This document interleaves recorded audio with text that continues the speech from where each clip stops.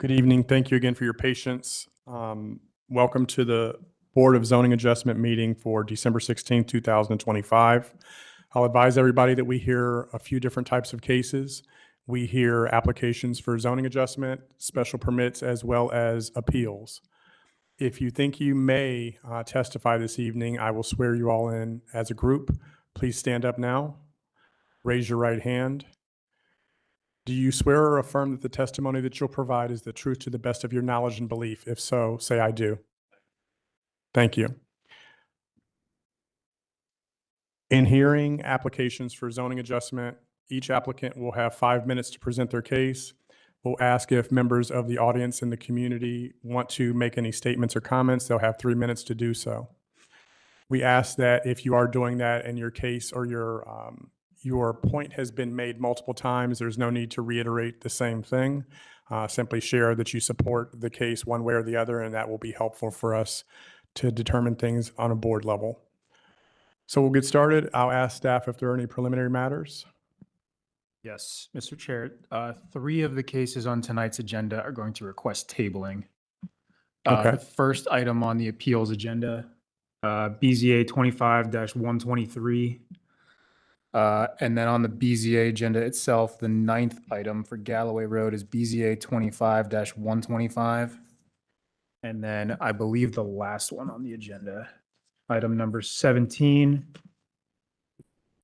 BZA 25-128. All 3 of those are requesting tabling.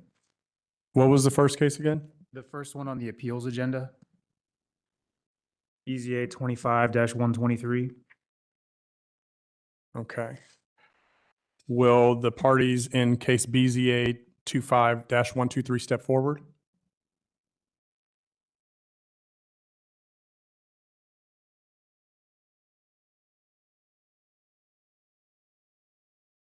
Thank you. Would you all please indicate your names and confirm that you have all been sworn?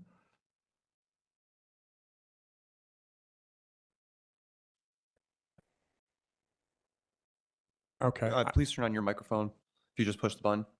Okay, Mr. Humphreys, I noticed you didn't stand when everybody else was being sworn. that's correct, because I'm an attorney. Correct. I'm counsel for the appellant. Okay. Go ahead. I'm Greg Hedrick with City of Columbus Code Enforcement. Thank you. I am Michael Huggins. I am a supervisor for code enforcement. Thank you. Kyle Kirker, I'm a zoning specialist with code enforcement. Okay, thank you all. Who's requesting the tabling and why? The appellant's requesting a tabling for the purpose of having some additional discussions with representatives of the city. And obviously, given the nature that this is an appeal from a zoning order, and we really haven't had the time or the opportunity to have those kinds of discussions that we'd like to pursue. Based on our expectations, we'd like to look at a date in May. So that's what we'd like to have it tabled out till. Okay, thank you. Is there any comments from city staff here? We do not object. Okay, and I don't think there's anybody else in the audience that would be privy or party to this appeal case. So with that being said, I'll look for a motion to table. So moved. Second. It's been moved and seconded. Please call the roll. Ms. Egoloff, Yes. Mr. Maleka, Yes. Mr. Welbley, Yes. Chair Jones. Yes, case is tabled to the next available opportunity. Thank you. All right, thank you very much. You're welcome. Stephen, can you check my?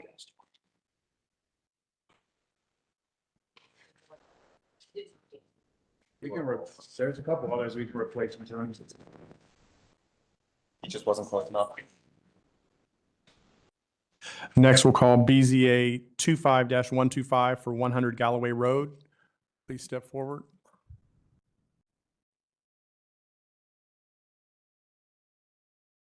Good evening. Would you please provide your name and indicate whether or not you've been sworn? Good evening, Matt Beerline. I have been sworn. Okay, thank you. And what is your request? We are requesting to table. We had made a commitment to meet with the Westland Area Commission prior to coming to the BZA. With the meeting change and moving up, the Westland Area Commission is actually meeting tomorrow night. So it's simply just a matter of timing that would dictate us wanting to table into January. Understood. I don't think there's any, we welcome and encourage that. So thank you for making the suggestion. Is there anyone who would like to make a motion to table? So moved. And second. Been moved and seconded. Please call the roll. Mr. Maleka, Yes. Mr. Weatherly, Yes. Ms. Egelhoff, Yes. Chair Jones. Yes, successfully tabled. Thank you. Thank you. Tony, I don't see a sign-in sheet. Okay. You need that. BZA 25-128 for 2013 and 2019 East Fifth Avenue, please step forward.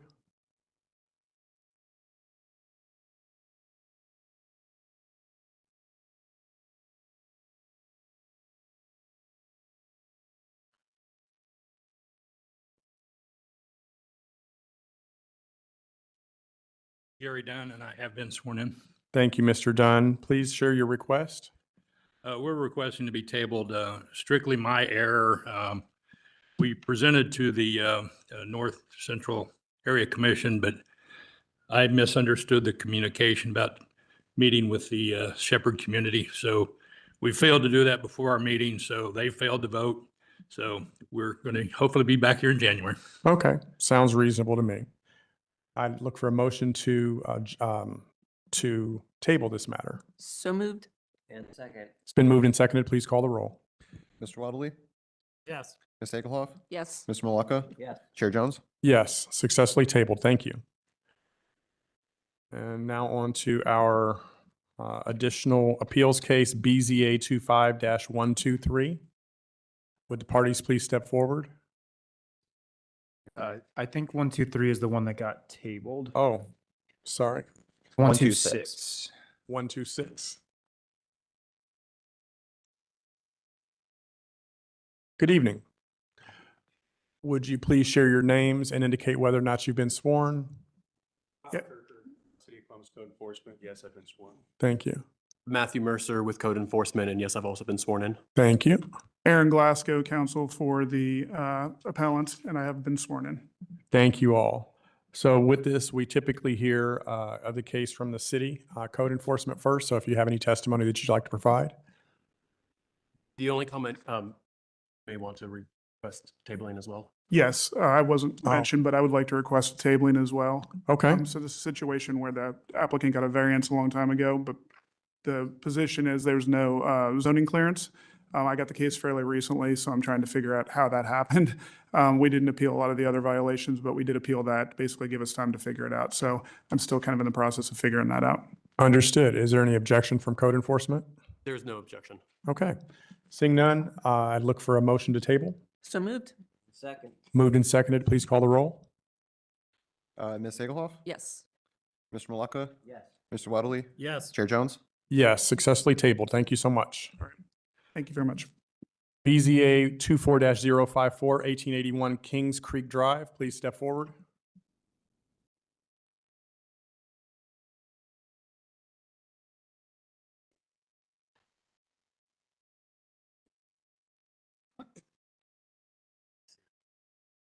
All right. 1881 Kings Creek Drive is located on the south side of Kings Creek Drive, approximately 250 feet east of Gantz Road. It is part of the Southwest Area Commission, and the existing zoning is R2 Residential District. The 0.14 acre site is currently developed with a single unit dwelling. Surrounding uses include similar single unit dwellings to the north, south, east, and west. The applicant proposes to legitimize an existing deck, shed, above-ground pool, and rear addition that was originally constructed without zoning clearance. The applicant is thus requesting variances to reduce the required rear yard from 25% to 6%, increase the lot coverage from 50% to 69%, reduce the minimum side yard from 5 feet to 0 feet on the east side and 22 inches on the west side, and to reduce the maximum side yards from 10 feet to 22 inches. Planning staff note that additions are placed to the rear and do not interfere with the Kings Creek Drive streetscape and are thus generally supportive of the requested variances. However, to mitigate the loss of rear yard, staff request a street tree be placed along the frontage. The Division of Traffic Management has no comments, and the Southwest Area Commission has recommended approval of the requested variances, voting 3-2 in favor, with the condition that a building permit be obtained for the structures in question so as to ensure that they are structurally sound and meet city standards from a construction standpoint. City Department's recommendation is likewise that of approval. Staff can recommend approval as the requested variances would not alter the visual massing from the street. Furthermore, the inclusion of a street tree in the front of the property mitigates the loss of landscaping in the rear of the property. We do also agree with the Area Commission's recommendation that we are going to add the following condition, that the applicant shall obtain a building permit retroactively for the structures that were originally altered or constructed without a permit. Chair. Thank you so much. Is that even a thing? Get a retroactive permit? It is a new thing. When I reached out to building. I mean, it's a fair point. The structures in question are built to such a degree that the fact that it was built without any sort of building permit, it's something we would want them to go back and check on. I checked with the building side of things. That's something that they're entertaining. So that seems to be a solid condition we can place there. Okay, thank you so much. Would you please indicate your names and whether or not you've been sworn? Betty Griffin, I'm the property owner. Yes, I have been. Thank you. Robert Porter, old to do. Yeah, I've been sworn. Okay, thank you so much. One quick question for you. You live in a area where there's an HOA or homeowners association? Correct. Okay. You do? No homeowner Oh, okay. association. Thank you. You can go ahead and present your case. You have 5 minutes to tell us why we should do what you're asking. She has had this house. These structures were built back in almost 25 years ago. The husband built them. He passed away a couple years ago. This came up due to a neighbor who used to be on the commission and is friends with the current zoning commission person. Okay. Didn't like Betty, unfortunately. I think Betty's sweet, but didn't care much for Betty and decided to cause an issue. This has been going on for almost 5 years. The original complaint was back in 2021. You're referring to code enforcement complaint? No, from the commission. And then, yeah, it's a huge story. We were told, and this kind of goes to what we were talking about. We were told almost a year ago that the only way that they would approve the letter was if we had a fire marshal from their fire department come in and verify that the place wouldn't burn down. Would not have a vote until we did. We tried multiple times in different ways to try to get in there to take, to try to move this along. I've inspected every part of it. I've looked at pictures of the build. It is structurally sound. The deck is basic, everything is under 30 inches. I don't see a problem with it passing inspection or passing a building permit occupancy. The retroactive thing, I went up there and told them, hey, maybe we get a building permit and get it inspected. And they wanted to retroact. They really didn't have any idea about current code or how the process works. It was a nightmare. Okay. But we did get it, through so that we could get it through. And thank you so much for helping us. It's been quite an event for her. The house itself is kind of like a Margaritaville in the back. It's beautiful, well maintained, solid. It's way overbuilt in my opinion, but it's her little peaceful place, and I don't think we'll have a problem getting the occupancy passed. It's just a matter of, I'm not sure what the retroactive thing is either. I mean, we could apply for a permit and then get an inspection, but the building has been built and it's done. It's a covered deck with a pool. So I think I'm seeing this a little differently now.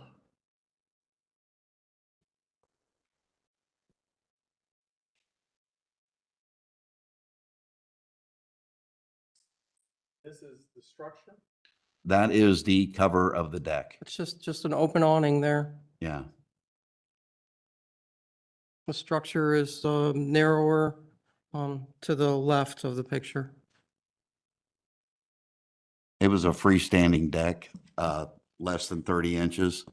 I went and measured it. I think that's why the husband never pulled a permit, because he figured if it was under 30 inches, it was. So For staff, this is a structure for our purposes, right? Correct. This is why the going back for a retroactive building permit is considered for this particular item, because this isn't like a deck, right? This is something that has a roof that ties into the existing principal structure. So we Anything- did not feel Anything affixed to the house requires a building permit. correct, and we didn't feel comfortable like allowing this to potentially go through and get zoning clearance without any sort of condition to go back and get a building permit that they were originally supposed to have gotten. I'm really trying to reconcile when we have historically approved or disapproved these cases, the lot coverage area is what I'm thinking of at this point. And this looks significant compared to what we have historically done. And we'll just continue on, but thank you for clarifying about the structure. We'll see if were you done with your presentation? yes. Thank you so much. Is there anyone in the audience who would like to speak for or against this proposal as presented? Okay, thank you. Anything from my colleagues? I just have a clarification, maybe to staff. Are you guys making a condition about the tree in the front yard that planning wanted? Correct. We would actually add that as a condition. My apologies, that seems to have been Are left you off. okay with that condition? I'm okay. I just never really got an answer who was supposed to, am I supposed to buy the tree and install it myself, or? Yeah, you would reach out to the city forester. I can give you the. I did contact that info. and they didn't get back with me. They did not. They did return. not. I have it in writing. Go ahead and CC me on or forward me that email chain, and I'll ping them to make sure that they get Okay. you an answer, because they're supposed to determine whether that particular tree lot can even contain a tree. Sometimes the tree lots are so small that they wouldn't recommend a tree. So we defer to the city forester to make that recommendation. So if they haven't made a recommendation, yeah, I will ping them to make sure The they get you an question I answer. asked them was that we have our storm drains coming out the sides of the yard, and then my driveway was damaged from a previous tree that I had there, so I had to redo my driveway, and we took the tree down. And I asked them if they were going to put it in a place where it was going to damage my storm drain again, which was crushed by that previous tree. And they said they would come out and they would measure it out, and I didn't get any response back when they were going to do that. Gotcha. Well, like I said, please forward me and CC me on that communication so I can ping them. Okay. So you're willing to work with the forester? at the city? Absolutely. Okay. I just wanted to make it clear. Okay. Mr. We're Chair, just tickled to be here. Mr. Chair, if I could make a suggestion, I think conditioning the vote upon this item seems problematic, given the inactivity from the city forester's office, as well as the possibility of some sort of stormwater management system in that location. So my suggestion is to either leave that condition off or condition it if able, or something like that. You say at the recommendation of. Yeah. Make best efforts. Yeah. Yep. We have it in the standardized language that the city forester. Okay. Any other comments from board? Okay, we'll go to look at the Duncan factors. The property in question certainly would yield a reasonable return without the variance. The variance seems to be substantial. It will impact the essential character of the neighborhood while not directly through visual driving down the street, but certainly by virtue of lot coverage throughout the neighborhood. The variance would not likely adversely impact the delivery of governmental services. The property owner purchased, we can't confirm whether or not the property owner purchased it with the knowledge of the zoning restriction. This cannot be obviated through any other method than a variance. The spirit and the intent of the zoning requirement, I don't think, in fact, would be observed, and substantial justice would not be done necessarily by granting all of the variances. With that, I'll call the question. Or would somebody else like to call the question? I'll call the question. Question's been called, again, with the condition that the applicant will make reasonable efforts to consult with the city forester and emphatically work to get a retroactive permit for this. For the entire deck or the structure? Because the deck is, like like he said, under 3 feet. For, most of the- most for of the- any work that was done that would have required a building permit. Okay. Is that clear for you? Yes. Okay. Mr. Maleka? I concur with the chair's assessment and vote yes. Mr. Weatherly? I agree with the chair's assessment of the Duncan factors and vote yes. Ms. Egelhoff? I likewise concur with the chair's assessment and vote yes. Mayor Jones? Yes, the variances are approved. Please know that this is one approval. You do still have to get approval from the other parties. Thank you. Good Is luck. there a specific time frame we're working with? It's winter time now. I don't know. The BZA board order is good for a year, but if you can demonstrate that you're making progress, that can be extended. Okay. So what we need to do is get a building permit and Yeah, even if you just submit for the building permit, that would be sufficient. I'll do it tomorrow. Thank you so much. Thank you. Good luck. Case BZA 24-126 for 56 North Oakley Avenue. 56 North Oakley Avenue is located on the east side of North Oakley Avenue, approximately 350 feet north of West Broad Street. It's zoned R4 residential, and it's located in the Greater Hilltop Area Commission. The 0.23 acre site is developed with a single unit residence. Surrounding uses are all single unit homes. The applicant proposes to bring an existing 24-foot by 30-foot accessory structure into compliance and is requesting a variance to increase the maximum square footage of garage space from 720 square feet to 1,278 square feet. C2P2 state the design and character of new development including homes, additions, and garages should be appropriate and based on the principal and nearby structures in terms of height, width, setbacks, lot coverage, roof pitch, and other. The proposal is consistent with C2P2 design guidelines, does not substantially alter the character of the neighborhood and therefore supported. Division of Traffic Management has no comments. The Greater Hilltop Area Commission recommends approval of this request by 12-0. And staff recommends approval of the requested variance because it will bring an existing building into compliance and will allow the property owner to store equipment and vehicles from view of the public. Thank you. Would you please provide your name and indicate whether or not you've been sworn? My name is Stephen Cantor and I have been sworn in. Thank you. And when you get a chance, sign your name there. So this was likely, from staff, this was likely 2 parcels previously, and they have been combined? Yes. Okay, thank you.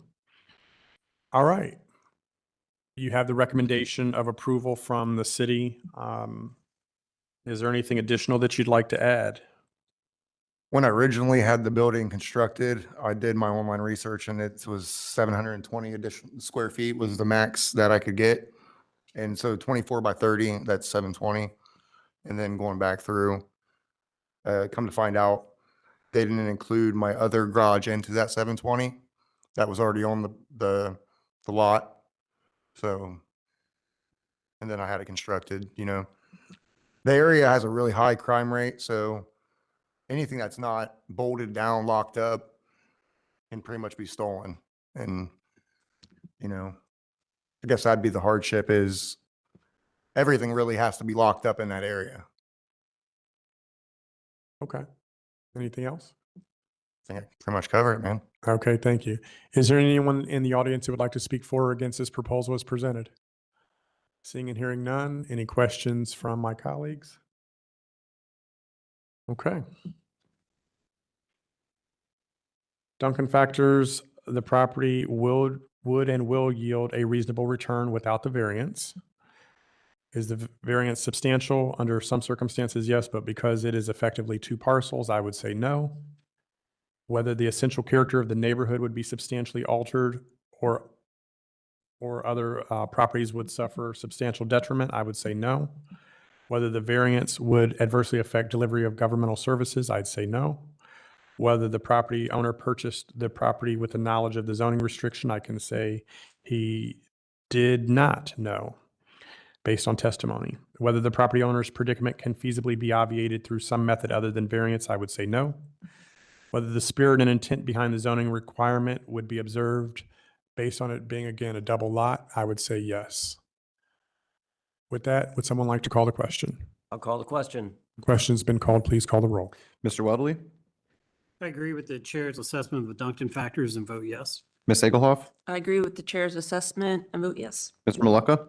I agree with the chair as well and vote yes. Chair Jones? Yes, variances are granted. Good luck with your, I guess you're done now, but enjoy your new home. Thanks, guys. Thanks, Stephen. Thank you. BZA 25-058, 1579 Joyce Avenue. And just to note, commissioners, this has a special permit and a couple variances. Thank you. BZA 25-058 for 1579 Joyce Avenue. It's located on the southwest corner of Joyce Avenue and East 17th Avenue. It's zoned M Manufacturing District and it's located in the North Central Area Commission. The 3.6 acre site is developed with an auto repair shop. Surrounding uses include a medical office building and a park to the north, a market and an auto repair shop to the east, an automobile salvage yard to the south, and recycling facility to the west. The applicant proposes to allow the existing car repair facility to also operate as a salvage yard. The applicant is requesting a special permit for an automobile salvage yard and variances to reduce the distance of a salvage yard from a residential parcel from 600 feet to 375 feet to the east, and to reduce the distance of a salvage yard from any residential or institutional zoning district from 600 feet to 375 feet to the east and 60 feet to the north. The North Central Plan states that landscape buffers must be provided between non-residential uses and that service areas must be fully screened by structures and or landscaping. The applicant has revised the site plan to provide a 100% opaque fence and additional landscape screening between the fence and the right-of-way. Planning also encourages the salvage area to be set back from Joyce Avenue and East 17th Avenue frontages as much as possible. Therefore, planning is supportive of as the proposal is consistent with the North Central Plan guidelines. Division of Traffic Management informed the applicant that a right-of-way dedication of 40 feet from the center line of East 17th Avenue and 30 feet from the center line of Joyce Avenue would be required, and that revisions to the configuration of the fencing and gate at the secondary driveway to Joyce Avenue south of East 17th Avenue to ensure entering vehicles do not obstruct the right-of-way. These comments have not yet been resolved, but can be resolved during the final site compliance review process. The North Central Area Commission reviewed this application and recommended approval of the request, but it is presented to them that the special permit was only for a 3-year period.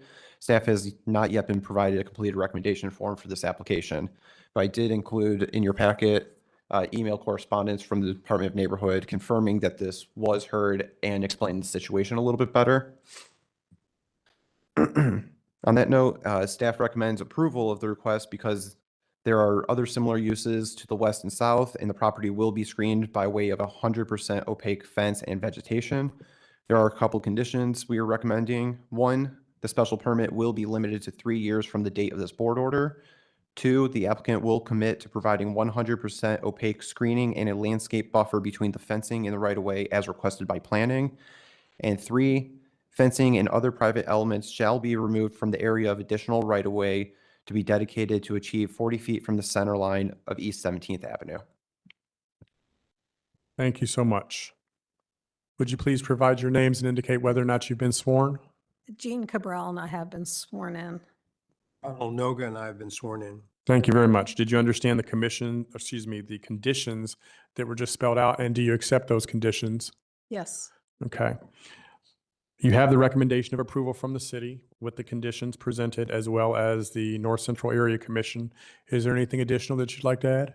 No, just only as it's directly to the west, directly to the south is all salvage, and customers mistake the thing for one giant salvage yard. So it's really not very good site for almost anything else but and it's also going to be, if you can look at the screen, behind the building to the north, it's just kind of grassy and there's some trees around it.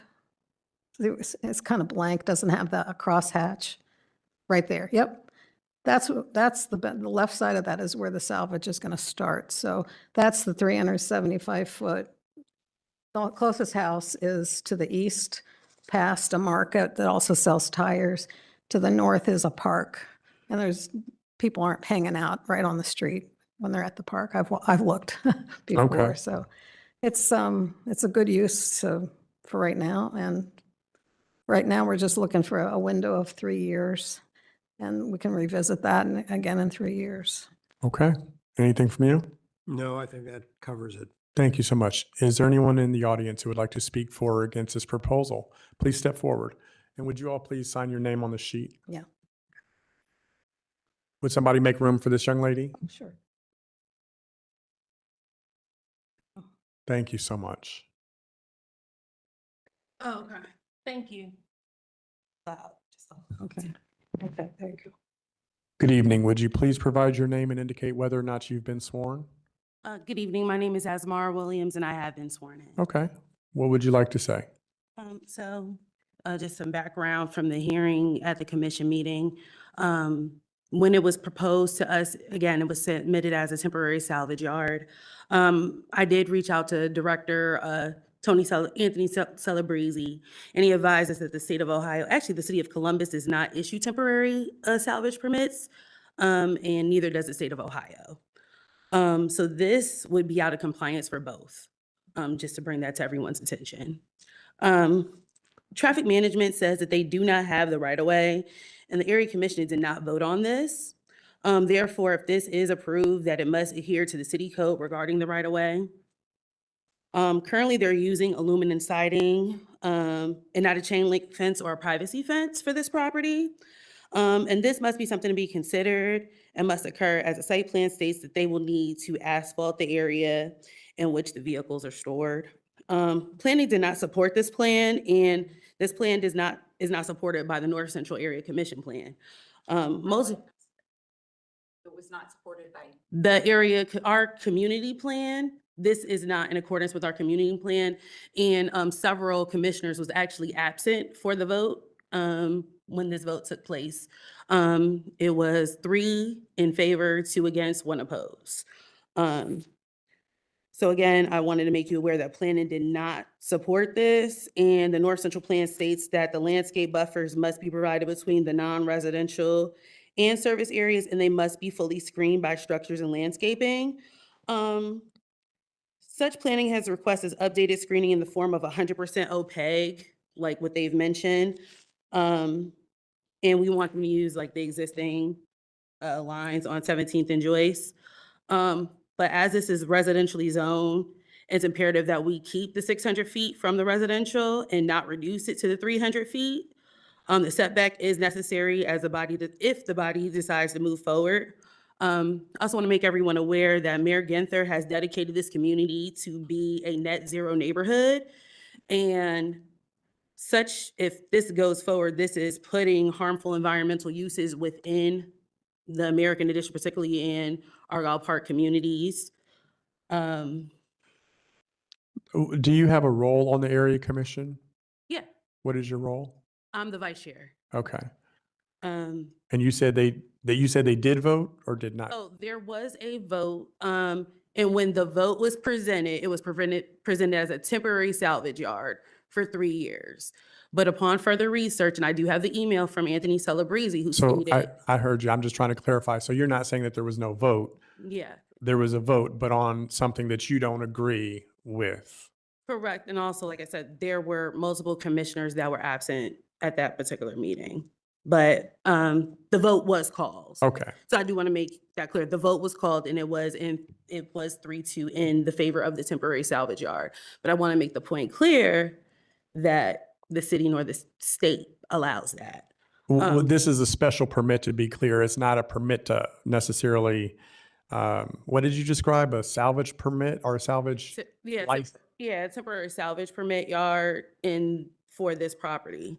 That's what they're wanting. We have the ability to issue special permits. That's what this body does. And we also have the right to limit how long it exists. And we typically do that in protection of people that are in the community to make sure that the behavior and the conduct is all appropriate, so that if they're not, in my opinion, we have the opportunity to not extend or renew a special permit. But we do absolutely have the authority. So perhaps there was some confusion with you and Mr. Celebrezzi. Okay. Also, in regards to this particular zoning or permit that is being requested, it was initially presented us as it was going to be sold. The property was going to be sold. That's what they came to us as a commission. So if they do sell the property in between, is it going to transfer, or is it going to continue to be that temporary salvage yard is a question that I have for you guys. What we do follows the land. So whatever we approve or disapprove would stay with the property. Okay. And then, also, you know, they stated like in multiple of their site plans that it was gonna have an opaque fence, so no one can see to report it. So I would like to have like a detailed plan, not only for my community, but the area commission, like is, code still gonna be responsible to make sure that they adhere to, uh, not being in violation, because how can they see it if it's blocked? Sure. So to address that, the purpose of the shielding is to protect, like you said, the residential and the visual aesthetic around the property, not necessarily to shield activity. The code enforcement folks will certainly have access to the property to identify any code violations. So I don't think that that will be an obstruction that keeps them from being able to do that. Okay. So another thing that I kind of wanted to address in question, like you said, if the property is sold, then the new property owners, would they have to come for another land use, back before this board, or would they carry out the remainder of the 3 years? We could only speak to what we'll approve or disapprove today, and I can't tell you what a new owner would have to do. If they do have a change of use, they would have to come in and make application to change the use, yes. Okay. But I don't know anything about a sale. Again, that's so far into I don't even know if that's going to happen. So let's be laser focused on these requests, if you Okay. don't mind. Yeah. I also kind of wanted to bring to your attention that there was a petition that was signed by the residents of American Addition and Argyle Park that were against it, because the Argyle Park Commissioner voted in support of it, and then the two at-large people voted in support of this particular project. So the residents of their respective neighborhoods signed a petition stating that they are not for it. And I do have that document with me. Thank you so much. If you'd like, you could provide that to staff and they'll give it to us. Is there, not yet, maybe in a second. Is there anyone else from the audience who would like to speak for or against this proposal as presented? Okay, ma'am, would you make sure to sign in on the sign-in sheet if you haven't? Yes, ma'am. Please do respond to the comments. Well, they're not in any particular order. It did have a previous salvage license that expired a while back. So that's a license for salvage goes to the state of Ohio by the owner of the salvage yard or the operator of the salvage yard, which does not connect to the zoning. So it could still stay a salvage yard with a new owner. Right now, the owner who's had it quite a long time is not planning on selling it. The previous potential customer dropped out. Okay, that's one thing. It's not being sold. I mean, code enforcement is allowed to go onto properties if there's complaints. So, and the gates can be, they're going to be able to see it, and they do come by and check. The vote was 3 yes, 2 no, and 1 abstention, and that did make a quorum. So at that meeting, they did want to try to change it and table us this month and come back in January, but Shannon Pine said, no, we go forward with this. Special permits, like you had said, can have conditions. I've been here before with other projects, and there's time limitations. There's adding things like you need to add a tree, all those kind of things. The asphalt that they're parking on is already there. They're not going to be parking on gravel or dirt. And of course, the Area Commission did vote. The fence is to be replaced with opaque. And then this is zoned M. So there's a lot of more noxious uses than a salvage yard. It's, like everything from animal husband, meat packing, you name it. There are only 2 houses within 600 foot of this property, and they're to the east, and there's buildings in between this property. And also the 2 buildings of this parcel that face Joyce, there's going to be a fence put up between the 2 buildings and also a gated fence to the south of the south building. So it's not going to look any different than it does right now in terms of visibility. And they also are not going to be stacking cars one on top of each other like some yards do. And we can make that a condition of this as well too. 1 car stacking, no stacking of vehicles, but Height-wise? yes. Are there any existing requirements for a salvage yard with height? Is it 10 feet? I know we do with storage piles and different things like that. Yeah, that'd fall under the outdoor storage requirements. Okay. And what is our limit? We can look that up. Okay, thank you. Yeah, but we're not planning on doing, there's quite a bit of land there. So let's see, the right of way, I was told, I was confused with that, and then Mr. Smedley said we can take care of the right of way dedication during the final site compliance, which we still have to submit separate from this. After this has gone through, then I can put the text on the site plan, send it in for final site compliance, work with the right of way, and, you know, determine what it is that we need to do. So that's, I think I have covered everything. Okay, that's about it. Thank you. So I see a hand go up in the audience, and I had asked if there were additional comments and nobody spoke up. If you really have something that is different than what has already been presented, I will allow you to come forward just to make that known. Is that the case? Yes. What is your name, and please indicate whether or not you've been sworn? Yes, I have been sworn in. My name is Douglas Fabian. I am the property manager / manager of the dwelling. And we have since we put in this application, we've cleaned a lot. This is not aluminum siding fencing. It is heavy duty stainless steel fencing. We have cleaned back away from the fence. We have added additional 5 to 6 inches of grindings to the grass areas.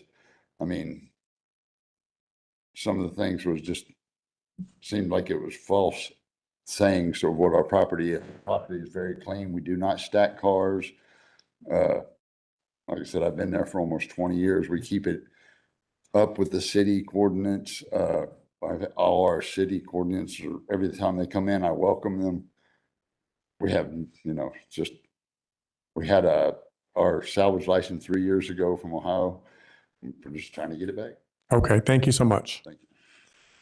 Is that it? Okay. I don't know if we should take the special permit separately. And with that being said, I will read the statement. Board of Zoning Adjustment shall have the power to grant special permits for uses listed in Chapter 3389, where it's shown that the special use can be granted without substantial detriment to the public good, without substantial impairment of the general purpose and intent of the zoning district in which the use is proposed to be located, and without significant incompatibility with the general character of the neighborhood. And I would say that is the case. Additionally, to grant special permits for the relocation or expansion of nonconforming uses, where it can be shown that the relocation or expansion of the nonconforming use can be granted without substantial impairment of the general purpose and the intent of the underlying zoning district, and without significant incompatibility with the general character of the neighborhood. No expansion of a nonconforming use shall exceed 50% of the total floor area of the original nonconforming use occupied. Next, to impose such requirements and conditions regarding the location, character, and other features of the proposed uses or structures as the board deems necessary to carry out the intent and purpose of the zoning code and otherwise safeguard the public safety and welfare, which would be, I'd say, our limitation of 3-year permit. Upon application by the city attorney to revoke any special permit whose condition has been violated after and the opportunity to conform have been given. With that being said, I'd look for somebody to call the question. For the special permit, sorry, with the conditions as outlined.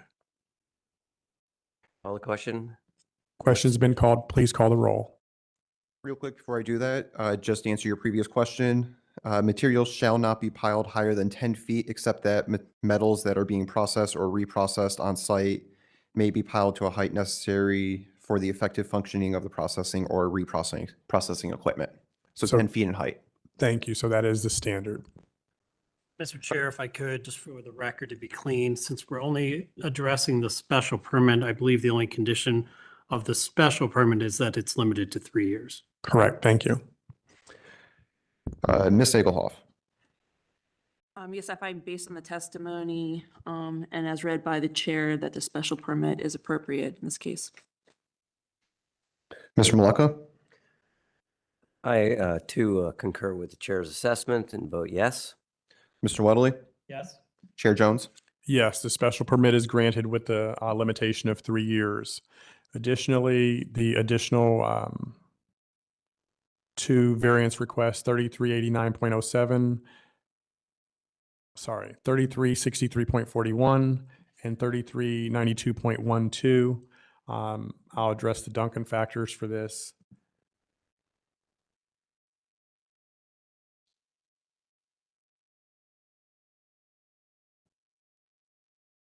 Where are they?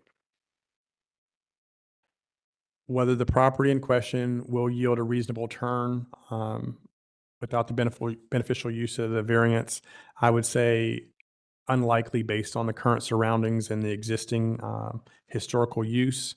Whether the variance is substantial, I would say no.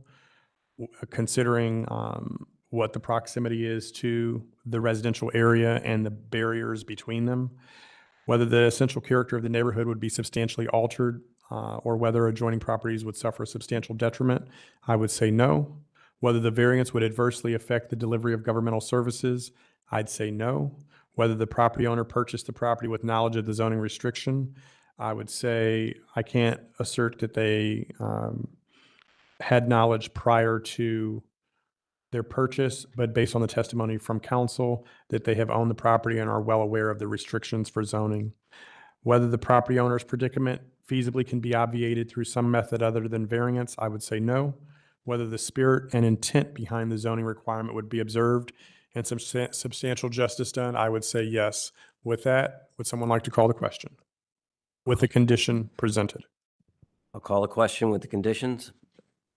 Please call the roll. Mr. Maleka? Concur with the chair's assessment and vote yes. Mr. Weldley? I agree with the chair and vote yes. Ms. Ekelhoff? I agree with the chair's analysis of the Duncan factors and vote yes. Jones?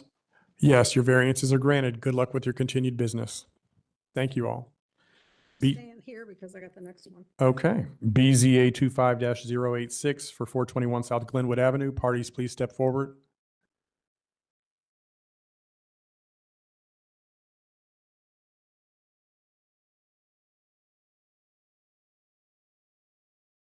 It's quite nice of you to schedule them right in a row. You're welcome. Merry Christmas. Happy holidays. That's nice. I appreciate it. You're welcome, Gene. BZA 25-086 located at 421 South Glenwood Avenue. It's located on the southwest corner of South Glenwood Avenue and Campbell Avenue, zoned R4 residential, and is within the boundaries of the Franklinton Area Commission. The 0.07 acre site is developed with a single unit dwelling. Surrounding uses are primarily single unit dwellings on similarly sized residential lots. The applicant proposes to construct a rear room addition to an existing single unit dwelling. Variances are requested to reduce the parking setback from 10 feet to 3 feet, to reduce the clear vision triangle on the northeast corner from 30 by 30 to 12 feet by 12 feet, and to reduce the clear vision triangle on the northwest corner from 10 by 10 to 4 feet by 4 feet. Planning has reviewed the updated files and is now fully supportive of the request. Division of Traffic Management has no comment, and the Franklinton Area Commission recommends approval with a vote of 10-0. Staff can recommend approval of the requested variances, as the requested variances are modest and will not substantially alter the character of the neighborhood. The proposed rear addition is compatible with the surrounding residential context and is consistent with Columbus citywide planning policies, residential design guidelines, which support additions that align with the height, width, setbacks, lot coverage, and overall form of the nearby homes. Therefore, City Department's recommendation is for approval. Would you please provide your name and indicate whether or not you've been sworn? Jean Cabral, and I've been sworn in. Timothy Valentine, I've been sworn in. Okay, thank you. You have the recommendation of the city staff as well as the area commission. Is there anything additional that you'd like to add? No, I'd like to get building. Okay. It's just a really skinny lot. It's 19 foot in the back width and 26 in the front. And the vision triangle is only because the existing house is already there and it would encroach in the 30 by 30 since it's on a corner. And the other was, we need some parking, and a little corner of the parking, it's just going to be a parking pad. In the back is going to be a little clip there, you know. But there's still a lot of room between the property line and the edge of the roadway, so people will be able to see coming out of the alley. Okay. Thank you so much. Is there anyone in the audience who would like to speak for or against this proposal as presented? Okay, seeing and hearing none, anything from my colleagues? Mr. Chair, one of the things that the area commission did suggest in its 10-0 votes was that no permanent structure, temporary or permanent structure, be built on the parking pad. Do we want to make that a condition of approval of the variances? You could still put a one-car garage and not encroach in the vision triangle. So just so it wouldn't encroach, you could say, so it does not encroach in the vision triangle. That'd be a good condition. I mean, Well, beyond what we're approving, you mean? Yeah. I don't, can you clarify? they just didn't want people, if they built I would on say top of the, in the record, the vote for the area commission in the 10-0 approval on September 9th included that the list basis for recommendation was conditional approval, only approved with the condition that no temporary or permanent structures be built on the parking pad. we're okay with that. It seems a bit restrictive to me, and I appreciate that you're willing to do that. But again, because what we do follows the land, I'm a little concerned about that. What if we just say it just can't encroach any permanent, we weren't going to build a foundation underneath that parking pad. We're just going to thicken the edge. So they wouldn't, somebody'd have to rip it up and go in for a permit later if somebody else down the road owned it. Mr. Chair, I would suggest adding the condition. Reason being, usually the way we treat area commission recommendations is if they make a conditional vote and then the applicant doesn't satisfy those conditions, the vote becomes a disapproval. Oh, okay. In this scenario, I get that it's restrictive not to build on top of that, but if that's the condition the area commission placed on it, it's your discretion, but I would add that condition. Yeah, I think that I appreciate the comments from the area commission and respect them tremendously. But because it is so self-limiting, I'll defer to you all, but I don't think I'm on board with that. Because if it can be built and still have the same limitations that we're approving here today, we're approving it. If you guys are going to make a decision to approve it based on nothing being there, but I think that we should be approving it based on potentially something being there. And with that in mind, Mr. Bleckschmidt, would that change your opinion of this or your staff's opinion if there were a structure built there? I mean, perhaps slightly, but you still a vehicle parking in that area can obstruct visibility just like a building. So there's not that much difference in between a building and a parking. Both is at a low height and could obstruct sight lines similarly. Okay, thank you. Yeah, Mr. Chair, I'm not advocating one way or the other. I was worried more that it would create their approval to a disapproval, as staff had indicated. So I'm kind of with you on that. That seems very aggressive, but I wanted to note it because the record had it noted. No, I appreciate it. Are there comments from my colleagues, other colleagues, that you have an opinion that you'd like to see that added as a restriction or a limitation? Okay, condition. Okay, yeah, I think that, again, just to speak generally to it, we do welcome and encourage and respect the area commission's comments and their vote, but our vote is our vote and our conditions are our conditions. And I feel like that's, since it follows the property, it's far too limiting. And we have testimony from our staff of traffic management, director of traffic management, who's indicated that he would not likely be swayed by a structure being there, that an existing car parked in that same area would provide a similar restriction, and they have already approved that. So that being said, I think I've already read these Duncan factors. Did I already read them for this property? I know you're here. You're what's confusing me. Like if I've read these already. No. Have we, and I've asked people in the audience? I don't Nobody? think you did. So how did we get on this far already? We did two already, Oh, the other ones. you shared. Okay, okay. Is there anyone in the audience who would like to speak for or against this proposal as presented? Seeing and hearing none, are there any additional comments from colleagues? Okay. So Duncan factors, whether the property will yield a reasonable return, whether the variances can be beneficial, or excuse me, whether there can be beneficial use without the variance. I would say yes. Whether the variance is substantial, I'd say no, considering that they are somewhat existing limitations and conditions. Whether the essential character of the neighborhood would be substantially altered, I would say no. Whether the variance would adversely affect the delivery of governmental services, no. Whether the property owner purchased the property with the knowledge of the zoning restriction, I cannot say. Whether the property owner's predicament can feasibly be obviated through some method other than variance, I would say only by tearing the property down. Whether the spirit and intent of behind the zoning requirement would be observed and substantial justice done, I would say yes. That being said, would anyone like to call the question? Question's been called. Please call the roll. Mr. Weddle, I agree with the chair's assessment and vote yes. Ms. Egelhoff, I agree with the chair's assessment and vote yes. Mr. Maleka, I concur with the chair and vote yes. Chair Jones. Yes, variances are granted. Good luck. Thank you very much. BZA 25-071 for 6252 Sawmill Road. Would the parties please come forward?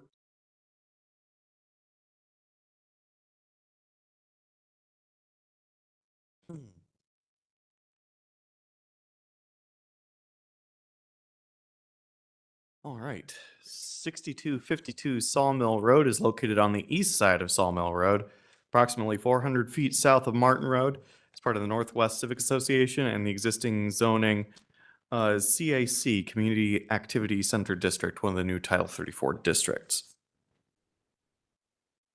The 21.94 acre site is developed with 2 commercial strip centers and a standalone eating and drinking establishment.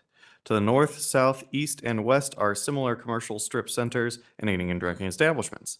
The applicant proposes to construct a drive-through coffee shop and requests variances to increase the maximum setback of a side street from 25 feet to 400 feet, to reduce the minimum required facade zone from 60% to 4% along the front street, which would be Sawmill Road, and from 50% to 1.8% along the side street, which would be Martin Road. To reduce the front street's facade transparency requirement from 60% to 18%, to allow an accessory walk-in cooler to be placed in front of the principal building, increase the shop front frontage type maximum base bulkhead from 32 inches to 36 inches, and to reduce the required percentage of landscaping along a front or side street outside of the 7 Brew lease area from 70% to 0%. The Northwest Plan notes that drive-through pickup windows and coverings should be located to the rear or side of the principal building, and that buffering of adjacent uses should use elements such as existing and new vegetation, fencing, masonry walls, and mounting. The plan also states that street trees should be provided as part of new developments per the city forester's recommendation. As such, planning notes that the proposed design of the building is consistent with the plan recommendations, but requests that street trees be provided if recommended by the city forester. Staff note the proposal is located within a Title 34 district. Accordingly, to maintain alignment with the policy direction established by City Council to promote walkable and mixed-use development, staff applies a higher level of scrutiny to variance and rezoning requests in these areas, in addition to adopted land use plan and design guidelines. The Division of Traffic Management has indicated that a right-of-way dedication of 80 feet from the center line of Sawmill Road will be required per City Code Section 4309.17. The site plan appears to demonstrate this area of additional right-of-way dedication, which will need to be completed prior to approval of the final site compliance plan. The Northwest Civic Association has recommended approval of the requested variances, voting unanimously. City Department's recommendation, however, is of disapproval. Staff recommends disapproval based on the following Duncan standards. 1, for beneficial use without the variance, the city's stance is that yes, the site is not of a particular shape, size, or condition that would preclude a code-compliant beneficial development, so there would be beneficial use without said variance. 2, is the variance substantial? City also says yes, while the variances to shop front and general requirements are slight, the other variances being requested to building placement, facade, and landscaping all require a minimum requirement by or increase a maximum requirement by more than half. 3, essential character of the neighborhood altered. As the neighborhood exists currently, the character would not be altered. However, the goal of bringing this site into the Community Activity Center is to evolve the character of the area into a mixed-use and walkable environment. New development should reinforce pedestrian and transit access. 4, governmental services affected? No. 5, knowledge of zoning restriction. It is unknown whether the requirements were known. 6, predicament can be feasibly obviated without a variance. Yes, the variances are necessitated by the proposed site layout and building design, not by site conditions that would preclude development without said variance. And finally, 7, spirit and intent / substantial justice. The city's position is no. The spirit and intent of the newly adopted code, which is to encourage a mixed-use and walkable environment that reinforces pedestrian and transit access, would not be observed to the predominantly auto-oriented design of this proposal. Chair. Thank you so much. Would you please provide your names and indicate whether or not you've been sworn? Excuse me, Alan Wiley, yes, been sworn. Matthew Amos, yes, been sworn. Jack Reynolds, I've been sworn. Thank you. So you do not have recommendation of approval from the city of Columbus, and you've heard obviously why. They have the same Duncan factors that I have. You're going to basically have to let us know why we should think differently than they do. So that being said, please. Appreciate your time. First, would like to start out and introduce ourselves and who we are as a company. So we're 7 Brew Coffee. It is a coffee and drink. There's no food. It's a double drive-through in a 510 square foot building. Again, we serve coffee, drinks, teas, shakes, smoothies. We currently have about 22 locations open in Ohio and 42 locations open nationally, opening another 40 next year. This has got us very familiar and consistent with our operations and getting these projects and sites to run in a very systematic approach. We pride ourselves on speed, on the experience and the quality of our product. Most of the time you get 2 out of the 3, but our niche is having all 3. We've been working on this project with the property owners for 2.5 years now. We're working with the city for a little bit over a year at this point. We've had multiple meetings with different variations and boards within the city to try to make sure we put our best foot forward with the project. We understand the difficulty in nature with the new code and the standards that's put in front of you today. But we believe that we are going to bring not just a product in the area that's needed, would be beneficial to the area, but also would help improve the line of sight, the curb appeal. We did an extensive landscaping plan. There is walkability here. We've connected to the sidewalk, added a picnic table underneath our canopy to allow for the connectivity with the community.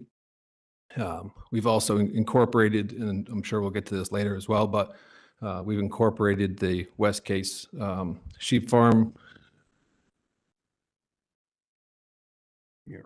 mural on the side of our building. We got this when we met with the area commission and understood that it was called a sensitive topic for people in the area and wanted to give ode to that based off of our meeting with the commission. Sorry, I don't understand that at all. There we go. What the 7 Brew folks have done is they have committed to paint this mural on the side of the cooler building as an homage to the OSU sheep farm.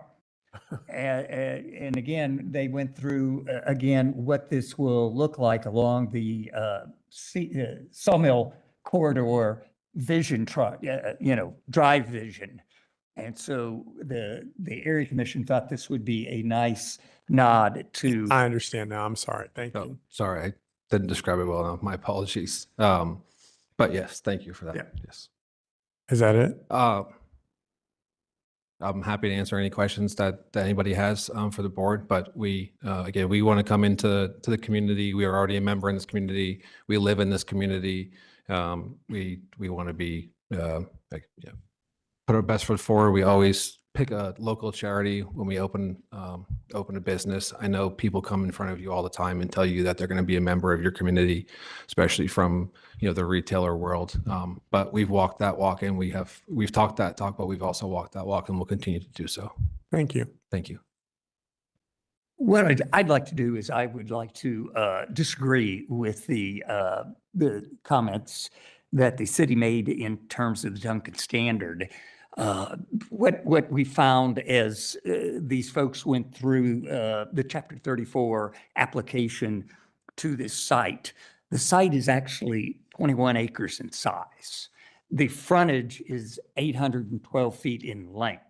So when you look at the application of the Chapter 34 development standards on this size of a building in a 21-acre property that already has 4 buildings with approximately 170,000 square feet, what you're trying to do is to overlay or place those Chapter 34 standards on this little building within a larger context. And so what we're finding is that when you overlay or we try to build a building within the parameters of the Chapter 34, we get these huge variances. And that's what you're seeing in terms of their application to the Duncan standards to this site. Question for you. Yes, sir. So this is a separate parcel? It is not. Well, that's why they do that. That's right. And so who's the owner of this parcel? FB Fillmore LLC. And these gentlemen are leasing the property from the owner. And so therefore, the problem being is that it is not a standalone parcel. So the problem becomes you're placing this very small building within a larger context. Agreed, but if we don't, that means when we apply this condition or these standards, whatever we vote on tonight to the parcel, we're gifting somebody to do that additional frontage that you're describing, all of those freedoms, if I'm not mistaken. Can staff clarify that for me? No, it's only particular to this application. The variance is only for this parcel, not to waive it for the entire area along the Sawmill corridor. Well, I'm not speaking to the entire corridor. I'm speaking to the parcel that includes this entire blue area. Is that correct? Correct. Yes. That would And so if I'm not mistaken, Chair, you're just talking about the smaller blue inlet, right? I realize what they're referring to, their project. What I'm speaking to is our approval, and to the point that the city's making, is it refers to that entire parcel. So if we were to say yes, for example, that entire frontage, while it's not your intention, would be granted to the owner of this parcel. Is that not correct? What is the application state, staff? Is it just to this inlet parcel? Well, we were just discussing. It's not a separate parcel. I get tax ID purposes, it's all one parcel, but what does the application say? Is it carving out this little inlet? I don't know how you could. No, the application is for one parcel. It's 590-1589-66, and the area, the acreage for the site it's 21.94 acres. So that would suggest to me that it is the entire parcel here. Was there confusion on the application part that this was only to apply to the blue inlet? Because I agree with staff, if the tax ID parcel is referred to, then there is a concern there. So, I mean, I basically, you're saying, don't count us responsible for this entire parcel and make these numbers so dramatic and drastic, but it affects the entire parcel. And what I would, I mean, the intention is, and what staff has looked at is not the entire parcel. Basically, what the staff has done is they have looked at the building itself, and as it is located there along Sawmill Road, they have not gone out and applied the variances to the entire parcel. It's just to the building itself. You're saying that, but I'm saying that when we say yes, it's going to apply to the parcel. Well, You can make a condition. I mean, what we could do is have you stamp the site plan with the building as it's located on the parcel, and the variance only applies to the building as requested. And again, I don't want to belabor this, but to staff, we've had these cases, and they are in part why you feel the way that you do and why these numbers, in my opinion, are so drastic. We need to figure that out. You know what I mean? Because to me, if we say yes, and we approve it based on this sliver, what happens to the rest of that? What happens to the rest of this entire frontage around Martin and Sawmill? It, to me, has a free pass. It becomes a lot of litigation that you have to untangle, but we need to figure out how we can apply things to say, you know, whether it's 50% of this section, and then when the next person comes in and designs their building next to that, we hold them to that same standard so that you can more easily say yes, and it doesn't look silly when we say something different from this body. So I would ask that we figure that out. But in this short term, what am I going to do here? What can we do legally? Can we stamp the site plan and say that it's applicable exclusively for this section? Yeah, I think you can make it a condition with the site plan. We That's a would good suggest a suggestion. stamp site plan. I'd also just like to, I appreciate the conversation, but also like to mention, when we went through this, we did try to adhere to as much as we could, the larger, holding us to the larger portion. And we did get the property owner to agree for the taking on the frontage all the way up to Martin Road. That goes well past our site. So there will be a frontage taking that we've gotten the property owner to agree to that portion as well. Well, that let me go back kinda- and simply say, from the get-go, staff has done the variances based on the location of the building as it has been designed on Sawmill Road.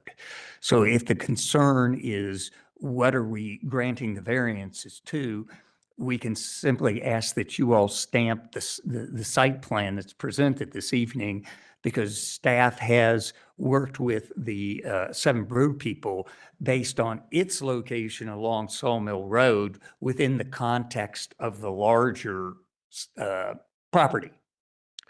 And your client just indicated that now they have all the way up to Martin. No, And- we don't have that, sir. Our defined premise is what you see there outlined. What did you just the say blue. then? I'm We're sorry. dedicating The- right of way. As a part of the ask from the city, they wanted us to dedicate right away Right. on Right. all It Sawmill. has So nothing to we're, do with. yeah, we're doing that.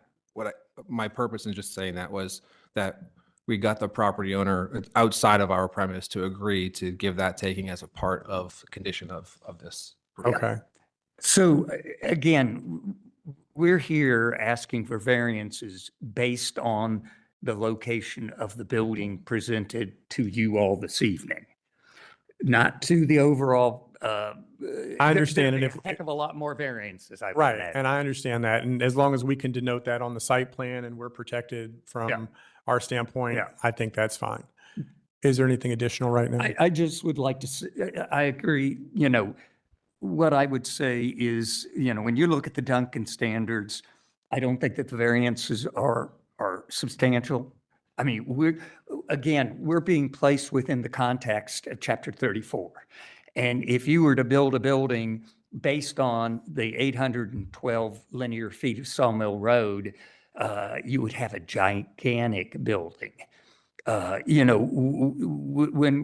we look at Chapter 34, we are working through some of the new elements involved in that new chapter.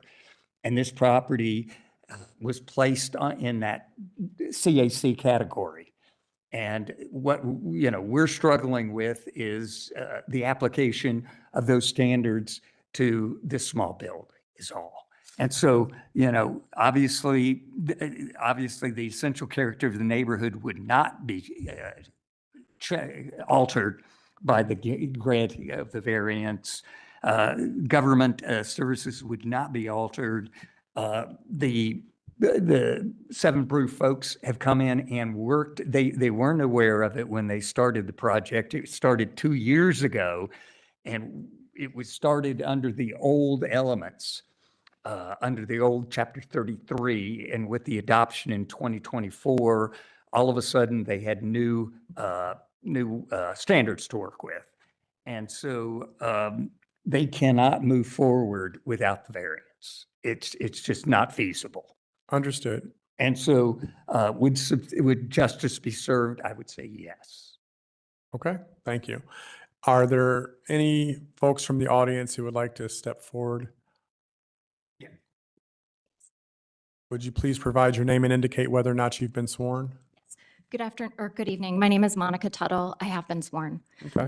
I am the zoning chair for Northwest Civic, and I know that you've seen me before. I'm typically not in support of auto-oriented proposals. In this case, we are absolutely in support. This is the type of infill that we are looking for. Unfortunately, to get infill on these parcels is very difficult given Chapter 34 and the new requirements that are on there. We have not been able to find many people who are interested in redeveloping the entire site, especially because most of the CAC properties within our district have at least one large anchor tenant who exists there, and they're looking for outbuilding infill, which is not possible, unfortunately, under the way that Chapter 34 is currently written. When the applicant first came to us, it was primarily a drive-through facility. We worked with them extensively. I don't know if you've looked at the site plan in detail, but we worked with them extensively. They added a walk-up window. They added substantial windows on the sawmill frontage to increase the transparency.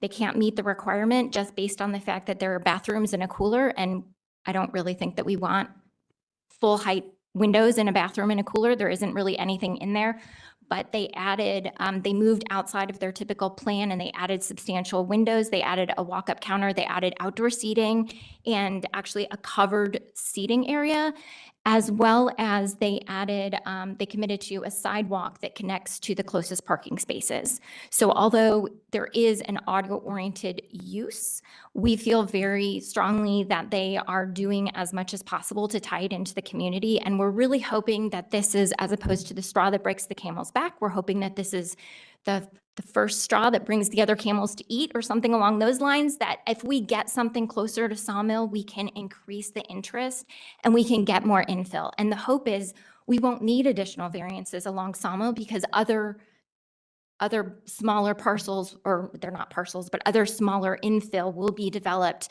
that we can meet those requirements. I will note that the enormous setback is because they are at the corner of two intersections. And so we're looking at a 400-foot setback, not from Sawmill, but from Martin. They are very close up to Sawmill. They're closer up to Sawmill than anything else in that area. They are close to some of the proposed stops on the Linkus. One of the larger stops that's been proposed is just south of here. So we really do feel that this is something that would add to the community. In addition to that, addressing the Duncan factors, these small outlying areas can't otherwise be utilized. They can only be utilized as a parking lot or developed in full. And so the only way that there can be a reasonable return on any of these outlying areas based on Chapter 34, and this is one of our big oppositions to the way that the Chapter 34 was written and adopted, is that we won't bring development to this area. And so we really don't feel that this property, the entire parcel, can be developed, can yield a reasonable return without allowing these variances for these smaller portioned out. The variance, while it seems substantial, is not substantial given the uphill battle that the applicant is working against, where the numbers are for that entire sawmill frontage. And the numbers that they first came to us with were substantially, they were even greater variances, and they've worked very hard to reduce their variances, I believe twofold with regard to the transparency. There were a couple of other things that they worked. Okay. So, and the fact that they purchased this before Chapter 34. So They didn't purchase anything. I'm sorry, the property owner did purchase the. Oh, I land. thought you were talking about. No, the no, no. folks here. This parcel was purchased, the overall parcel, the Okay. 21 acres was purchased prior to Chapter 34 adoption. And so, you know, whatever they had hoped to develop at that time, the current rules wouldn't apply to that. So any infill that they had contemplated at that time wouldn't have applied. Okay, thank you so much. Is there anyone else who would like to speak for or against this proposal as presented? Okay, seeing and hearing none, there were no comments made for you to refute. Any questions or comments from colleagues? Good morning. You guys ready? Mr. Chair, I would just, I would suggest that we do stamp the site plan if we decide to move forward. Yes, definitely. So, Mr. Chair, can I ask a clarifying question? And Yes. this is for you as well as the applicant's team as well as the city attorney. I'm casting a wide net here. Our standard practice is to have a BZA variance applied to the whole lot, the whole parcel. Could we limit the requested BZA such that it only covers the area of disturbance? that's what I thought you guys said was okay. That was the purpose of the site plan, so. I think that tackles both issues though, the stamped site plan as well as the variances applying to the whole parcel. Okay. I believe you can. So Jack, We you'd would have just to, have to you'd have have to this- give us a legal description and we would have to apply the BZA only to that area. It would just simply be a legal description that describes the area The that area we're of the BZA. discussing, and that could come as a condition, and we would give it to you post. Yeah. Yeah. Yeah. Released Released premises. premises and it would match the site plan. So this Yeah, is all, it all. that would be yeah. fine. We can agree with a legal description that describes the area that they're leasing, which would be. Is that a chair? Is that okay with you? Yes, that is That preferred. makes Thank you. me very comfortable. And if I might add, Chair, before the discussion happens on the Duncan factors, of course, the variance numbers here look substantial, so there are other factors at play, of course, as you well know. If you could just give some more discussion to what weight you're giving each particular factor in light of the numbers that you're facing, I'd appreciate it. Okay. Thank you for that. Thank you to staff and attorney. Whether the property in question will yield a reasonable return or whether there can be any beneficial use of the property without the variance. Absolutely, there has been for quite some time. Whether the variance is substantial, I do not believe that it is, considering the limited space in comparison to the entire parcel.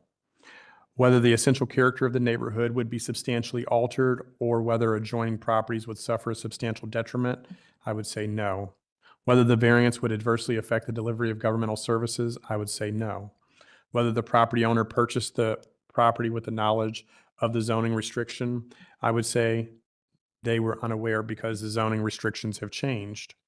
Whether the property owner's predicament can feasibly be obviated through some method other than a variance, I would say yes, but perhaps not to build a retail or any establishment that would take customers. It's simply a smaller section that is more challenging to develop effectively. Whether the spirit and the intent behind the zoning requirement would be observed, I would say yes, and substantial justice would be done by granting this variance. Would someone like to call the question with the condition presented? I'll call the question with that condition. Please call the roll. Ms. Egelhoff?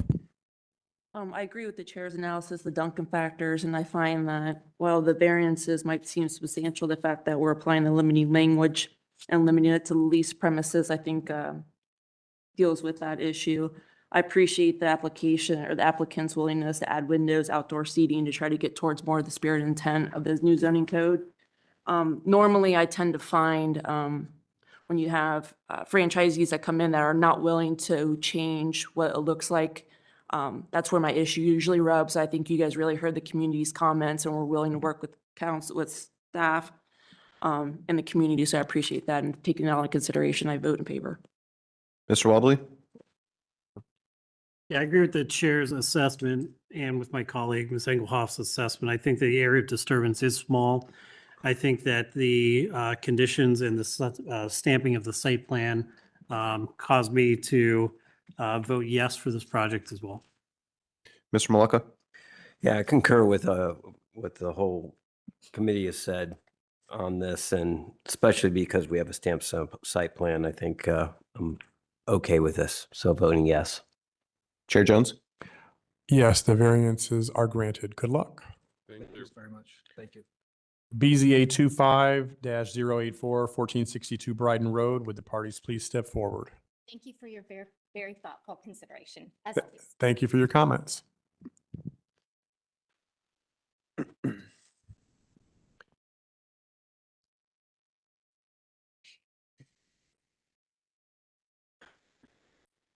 BZA 25-084 for 1462 Bryden Road. It's located on the northwest corner of Bryden Road and Miller Avenue.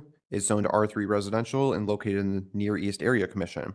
The 0.13 acre site is developed with a single unit dwelling and a carriage house with an additional dwelling unit, which is currently unoccupied due to unsafe conditions.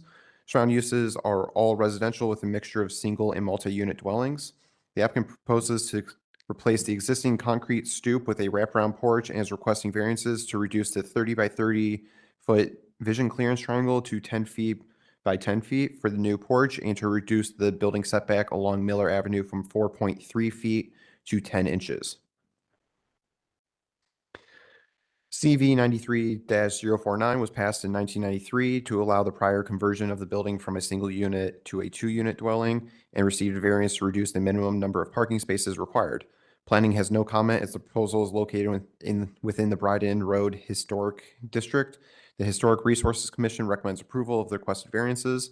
The applicant was asked to revise the site plan to remove private elements that have been approved to be located in the right-of-way and to provide an intersection site distance exhibit.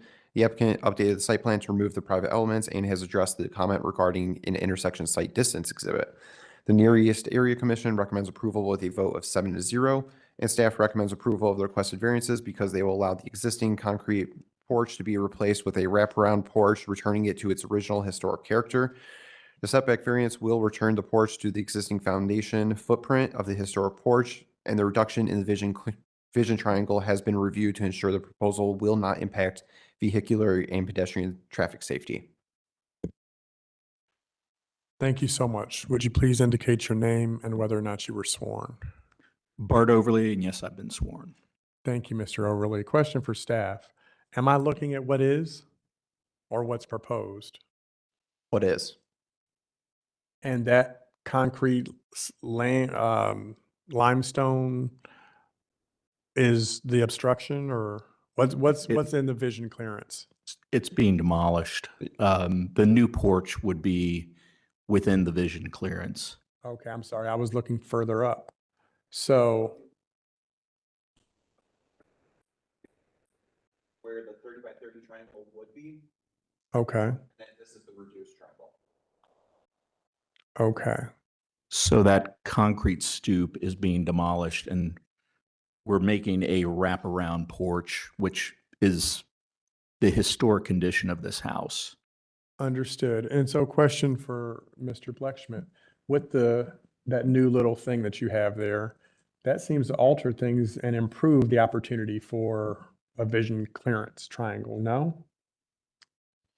I mean, with cars, it just seems like it would be greater than what I see, but maybe not. I mean, it seems very adequate to me. Well, currently it's a stoop without any roof. So the new porch would be an obstruction to the 30 by 30 foot vision clearance because we're on a corner lot. However, part of the house is also in that vision clearance, which is why we've requested the 10 foot, and we've done the other vision triangles from both Miller and Bryden Road to show that the new porch falls outside of those vision clearances. But isn't there even a stop sign for Miller traffic? Correct, yes. And so we had looked at that, but both on the existing traffic control and if there were to be traffic control changes, changing what directionality of the street, there was no concerns with potential site obstructions at the intersection. Okay, thank you. You have the recommendation of approval from the city as well as unanimous approval from the area commission. Is there anything additional that you'd like to add? Nope. Thank you. Is there anyone from the audience who would like to speak for or against this proposal as presented? Seeing and hearing none, is there any comments or questions from my colleagues? Okay. Whether the property in question will yield a reasonable return or whether there can be any beneficial use of the property without the variance, absolutely. Whether the variance is substantial, I would say no. While it does appear going from 30 to 10 could be considered substantial based on the mitigating factors of the traffic control at the intersection, I feel that it is not as substantial as it may appear. Whether the essential character of the neighborhood would be substantially altered or whether adjoining properties would suffer a substantial detriment, I would say no. Whether the variance would adversely affect the delivery of governmental services, no. Whether the property owner purchased the property with the knowledge of the zoning restriction, I cannot say. Whether the property owner's predicament can feasibly be obviated through some method other than a variance, I would say not to remain in compliance and continuity with the character of the neighborhood. Whether the spirit and the intent behind the zoning requirement would be observed, I would say yes. Would someone like to call the question? Call the question. Question's been called. Please call the roll. Mr. Malika, I'll concur with the chair and vote yes. Mr. Weatherly, I agree with the chair, vote yes. Ms. Egelhoff, Likewise concur with the chair and vote yes. Chair Jones. Yes, variance is granted. Good luck. Thank you. BZA 25-117 for 1668 Genesee Avenue. Parties, please step forward. 1668 Genesee Avenue is located on the north side of Genesee Avenue, approximately 270 feet west of Cleveland Avenue. It's zoned to R3 residential and located in the North Linden Area Commission. The 0.11 acre site is developed with a single unit dwelling. Surrounding uses are primarily single unit dwellings with a few 2-unit dwellings, a parking lot directly to the east, and mixed use commercial further to the east. The applicant proposes to construct a detached garage and is requesting a variance to increase the maximum permitted height of a detached garage from 15 feet to 20 feet.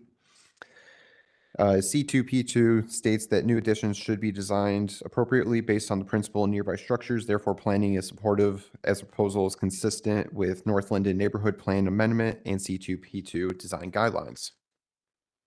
Division of Traffic Management requested that the garage be sited between 2 feet and 10 feet from the alley to ensure proper maneuverability is provided, but not enough to allow a vehicle to be parked in front of the garage and encroach into the alley right away. The site plan was updated to address this comment. The North Linden Area Commission recommends approval of a vote of 8-0, and staff recommends approval of the requested variance because this garage would likely be permitted by the recently passed code change regarding how the height of a detached garage is measured. Furthermore, the proposed garage will allow the property owner to provide adequate parking on site, and the proposed garage is similar in size and setback to other garages in the surrounding area. I would like to clarify the comment about recently passed code change. As part of City Council approving carriage houses, the height of a garage is now measured the same as any other structure. It's not to the peak, it's to the midpoint in the roof now. So this, for a pitched roof, not a flat roof. So this is showing 20 feet to the peak. This was submitted well in advance of that code change. Thank you very much. Would you please provide your names and indicate whether or not you've been sworn? Yeah, Xavier Maya, and I have been sworn. Okay, would you sign your name on the sheet, please? Juan Maya has been sworn. Okay, thank you. You also sign your name. So, question for city staff. I know that ADUs have been approved to some degree, or to every degree. ADUs are permissible. I want to make sure from the applicant standpoint, you understand what an ADU is, how this garage can be used, et cetera. What is your intention for the upper part of the garage? Our intention for the upper part of the garage is solely for storage. We were pre-building it. We failed to get out permits, but as you can see, we don't have parking. We have street parking, and since our crime rate is kind of high, we have had a lot of breakage to our cars. So that's why we decided to make a garage so we can put in our cars inside. And just for the top of it, it's just for like storage, just to have like boxes, like Christmas decorations, stuff like that, just stored there. So historically, when I've said yes to cases like this. We have said that it shall not be used for habitable purposes. I don't want to say that because ADUs are obviously permissible. I just want to make sure that during your construction, you contemplate that fully and decide what you want it for. If you say you don't want it, it's okay, but don't think that you can do it later. It has to be built to a certain standard to be habitable. Does that make sense? Sí, que no lo usemos después. Their plans did show attic on there and no bathrooms or cooking spaces, which would constitute a livable space. I agree, but I just don't want us to say yes. They see ADUs are permissible, and then they say, okay, here we are.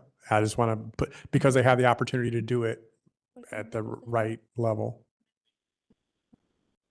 They can. Les tenemos que Get a decir, building permit. Yes. que decir de una vez. So if we wanted to be habitable, we would let you know now. No, you just would have to get that, share that with the building permit folks, and they will give you the standards to which you need to build that. And it would be acceptable? Like if I we can't put speak to some- how they accept it. We're approving or disapproving, as the case may be, your ability to do this. How you construct it will determine whether or not it can be habitable or not, and that's not within our purview. Si quieres que, o sea, que metas un baño o algo, tienes que hablar con los de los permisos de building para que Sí, está esté bien. hecho. Entonces, ¿quieres que nomás sea de puro storage o quieres que también construyamos? Así poner un baño o algo así. Pues si no hablamos con ellos para el baño de una vez entonces. Yeah, well, he said, if he wants to talk to them, so like if it is habitable, so we can find a way to. Yeah, that's what I kind of was thinking. So again, not for us. I just wanted to make sure that if you heard us say yes, that didn't mean that was okay. Okay. Just trying to avoid confusion in the future. So I'm glad we got that out. Okay. You have the recommendation of the city and the approval recommendation from the area commission. Is there anything additional that you'd like to add? ¿Quieres agregar otro adicional? Ahorita nomás nos están aprobando los 20 pies de altura, pero si quieres que se haga el así para que alguien pueda vivir ahí, tienes que otra vez pedir permiso para que lo hagas a código. Pero ahorita nomás es de que no van a aprobar la altura. Pero si está bien, ¿no tienes otra cosa? He's Okay. Is there anyone in the audience who would like to speak for or against this proposal as presented? Seeing and hearing none, are there any questions from my colleagues or comments? Okay. Referring to the Duncan standards, whether the property in question will yield a reasonable return or whether there can be beneficial use of the property without the variance. I would say potentially. Whether the variance is substantial, no. Whether the essential character of the neighborhood would be substantially altered or whether adjoining properties would suffer substantial detriment, no. Whether the variance would adversely affect the delivery of governmental services, no. Whether the property owner purchased the property with the knowledge of the zoning restriction, I cannot say. Whether the property owner's predicament can feasibly be obviated through some method other than a variance, I would say build a smaller garage, but it would not likely be in alignment with the property itself. Whether the property owner's predicament, I already answered that. Whether the spirit and the intent behind the zoning requirement would be observed and substantial justice done, I think yes. With that, would someone like to call the question? Call the question. Question's been called. Please call the roll. Mr. Weatherly, I concur with the chair's assessment of the Duncan factors and vote yes.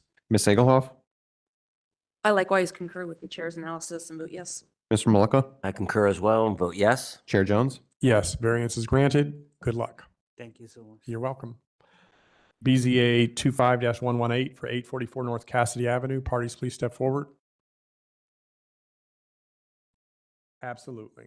We're going to take a few minute break, but please feel free to sit down, sign your name on the sheet, and we'll resume shortly.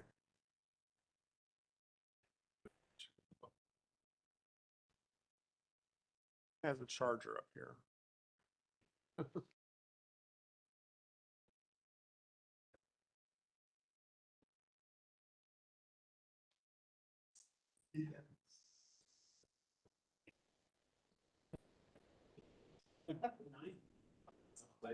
Yeah.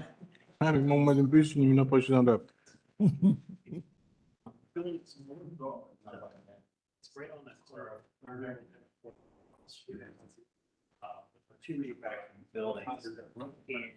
ولی این یارو چهرشون واره و فکر کنم چیز قبلا بهش اینفورمیشن میدن آره چهر اینا بهش اینفورمیشن میدن گفتم بگم اینا به این راحتی نمیتونه آره دارن آردی همه چی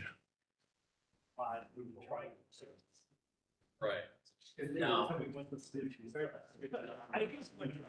Yeah, I mean, it definitely looks like. There's definitely areas in the right, but as far as. Street intersection, there's nothing.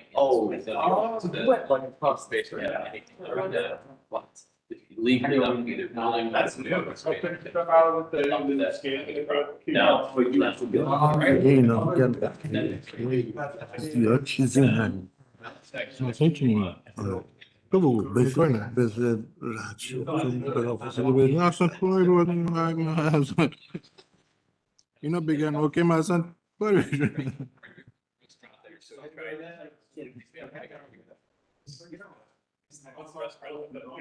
اینا تالش که رد نکرده میشه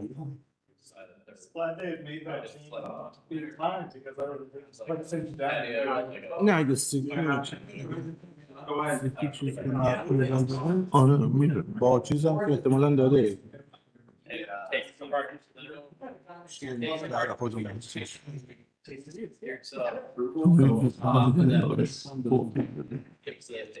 اوکی ده 100%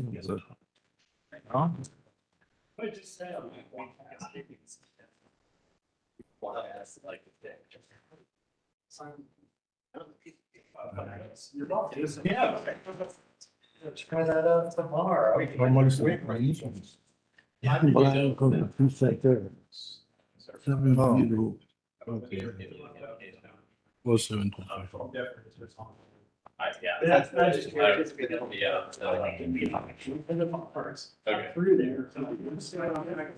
این یارو اینقدر برامون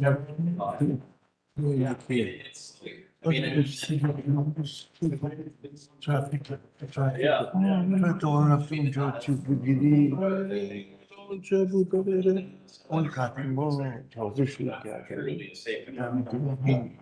موقعی که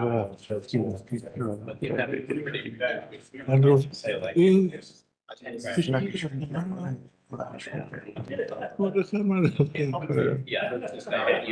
خیلی بسر خوبی هم هست خوبی الان کندونی شده الان آدم سر میشه بالا خودش برای اولان حالش شروع کرد آره یادم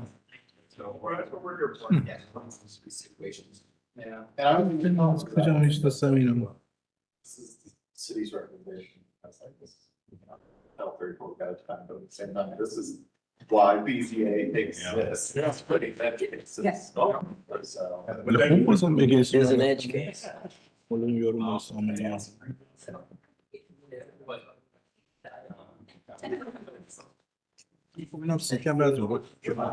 Yeah, thank you, Tony.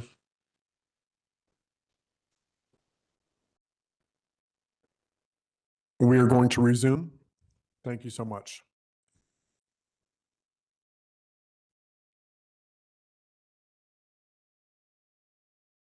Who's on?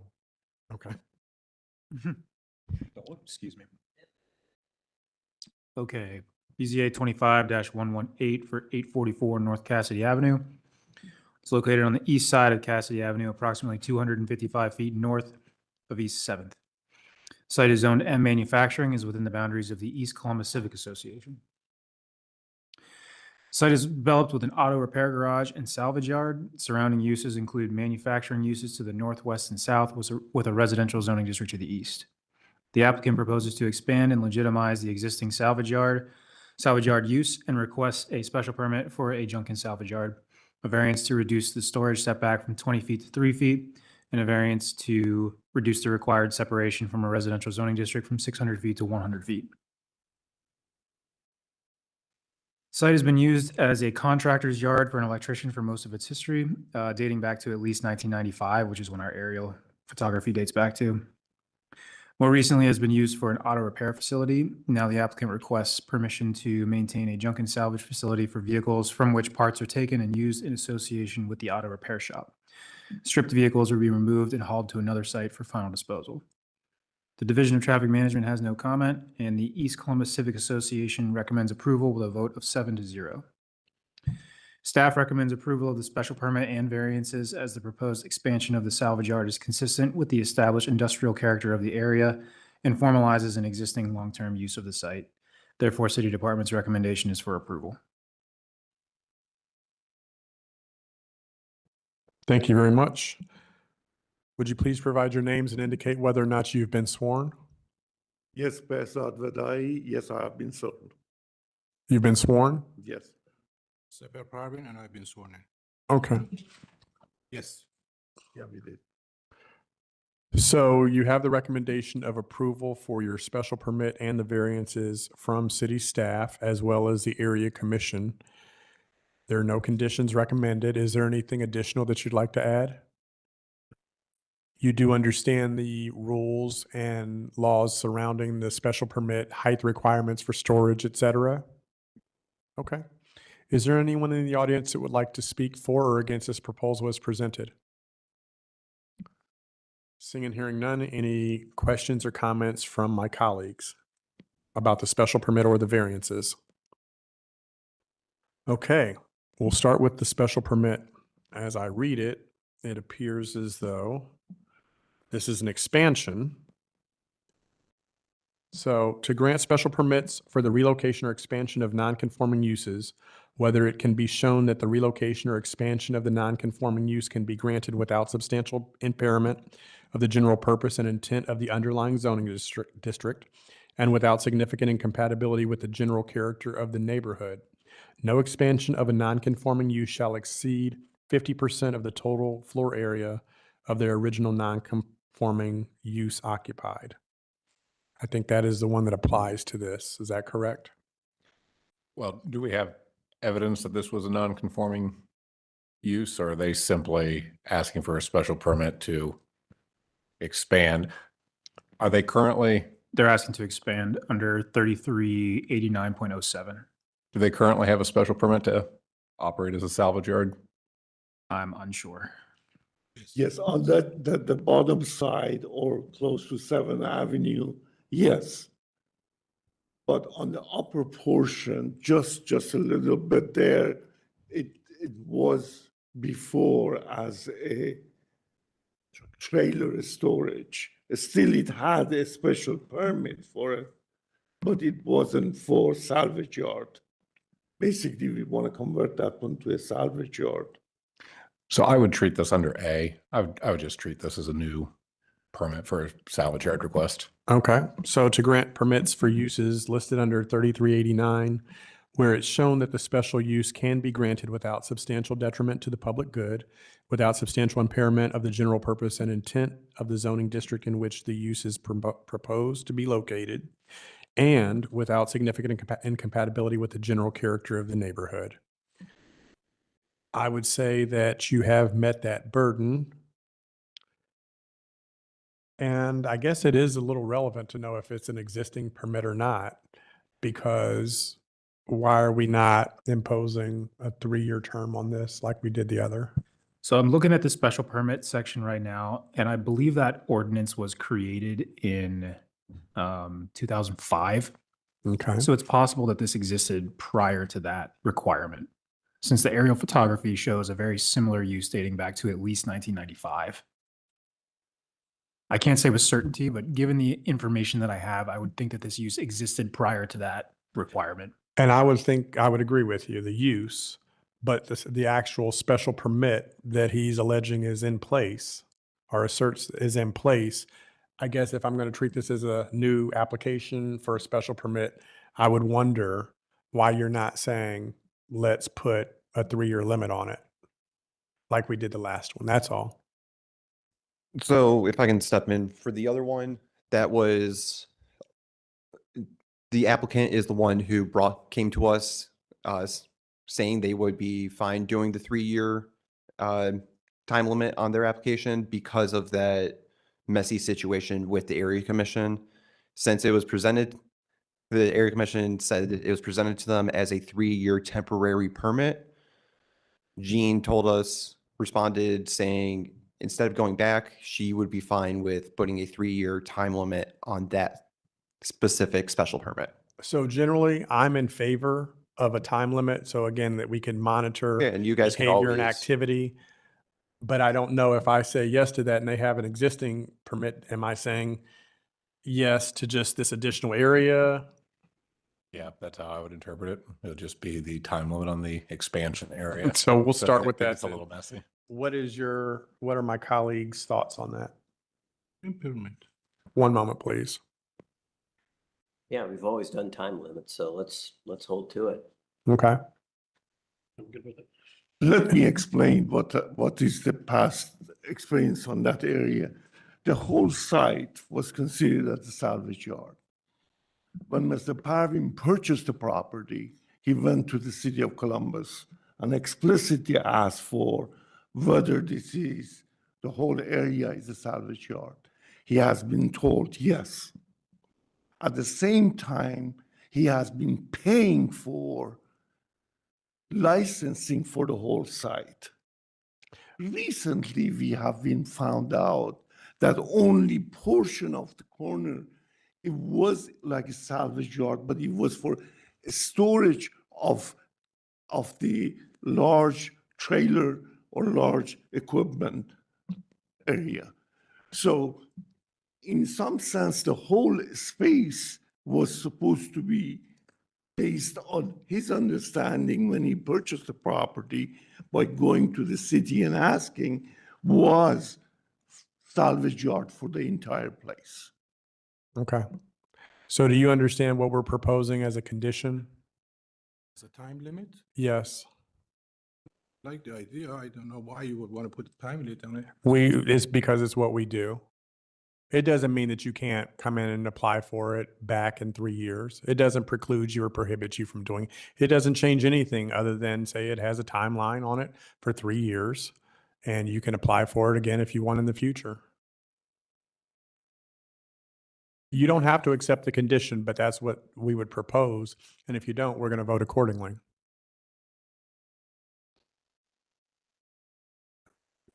It's no different than what we've done to people. We've treated everybody equally in this I situation. understand.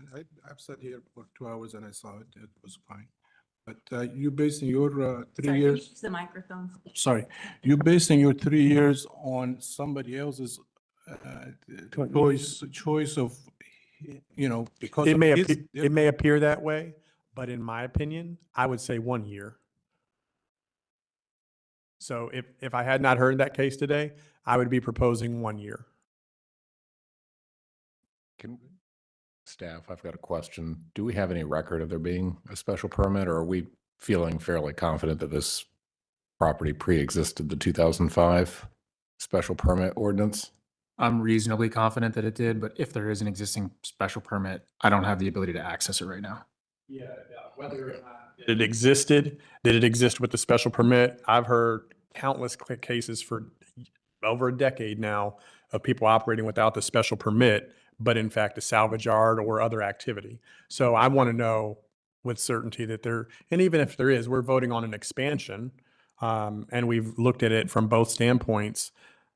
I don't disagree. I don't believe that the limitation of the time does anything more, even if they have an existing permit, special permit on the expansion, and I'm okay with that. How about if you extend it more than 3 years, but maybe 5 years? I'm not inclined to do that. You all?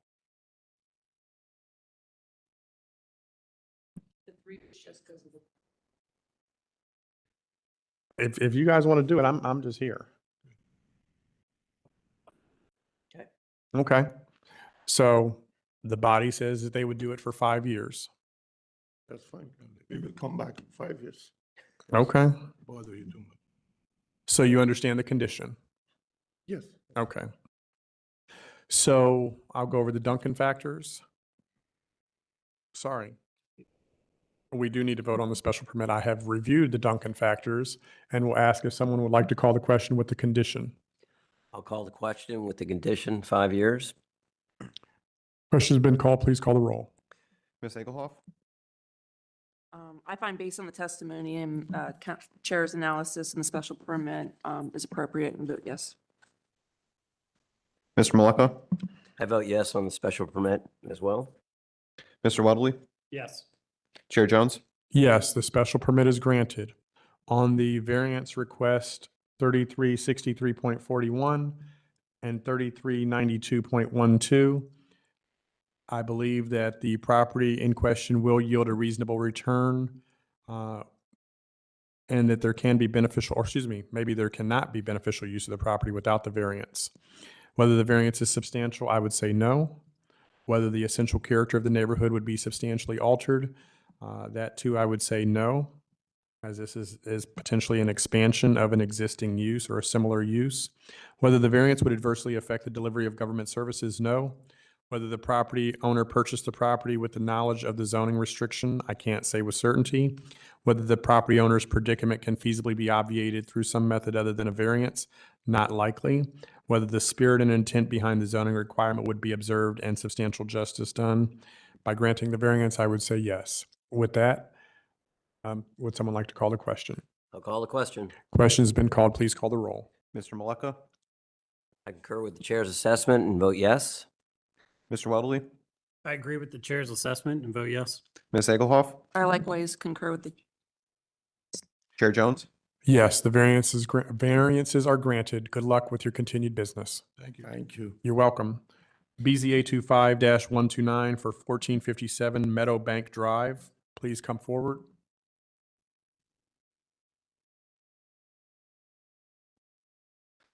(1457) Meadowbank Drive is located at the northwest corner of Oak Meadows Drive and Meadowbank Drive.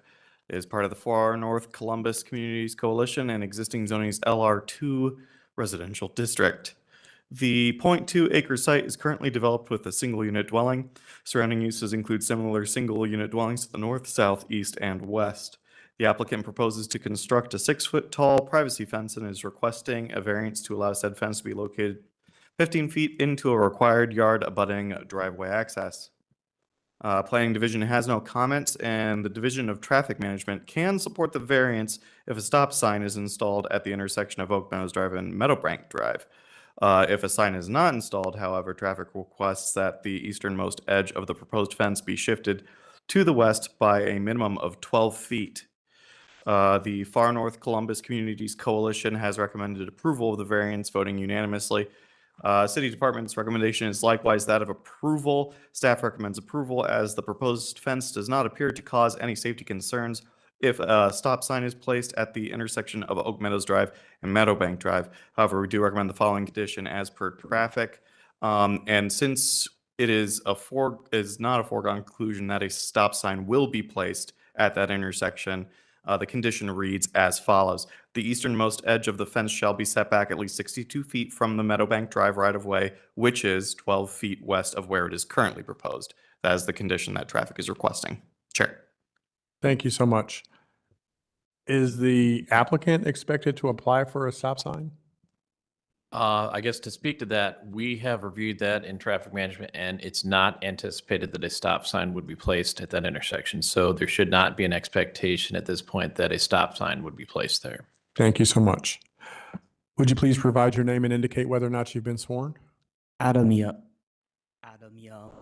Yes, I have been sworn. Thank you, Adam. Do you understand the conditions that are being proposed? I do, but I have some questions about it. I don't know if I Okay. can- So, when I was speaking with Elijah from the traffic management, he said that they were using use case C2, and part of the vision triangle that is outputted from that case includes a part of my house. So I'm just kind of confused how, if my house is already breaking that kind of vision triangle, how it, the fence, the proposed fence would decrease any more visibility because the house is already causing problems.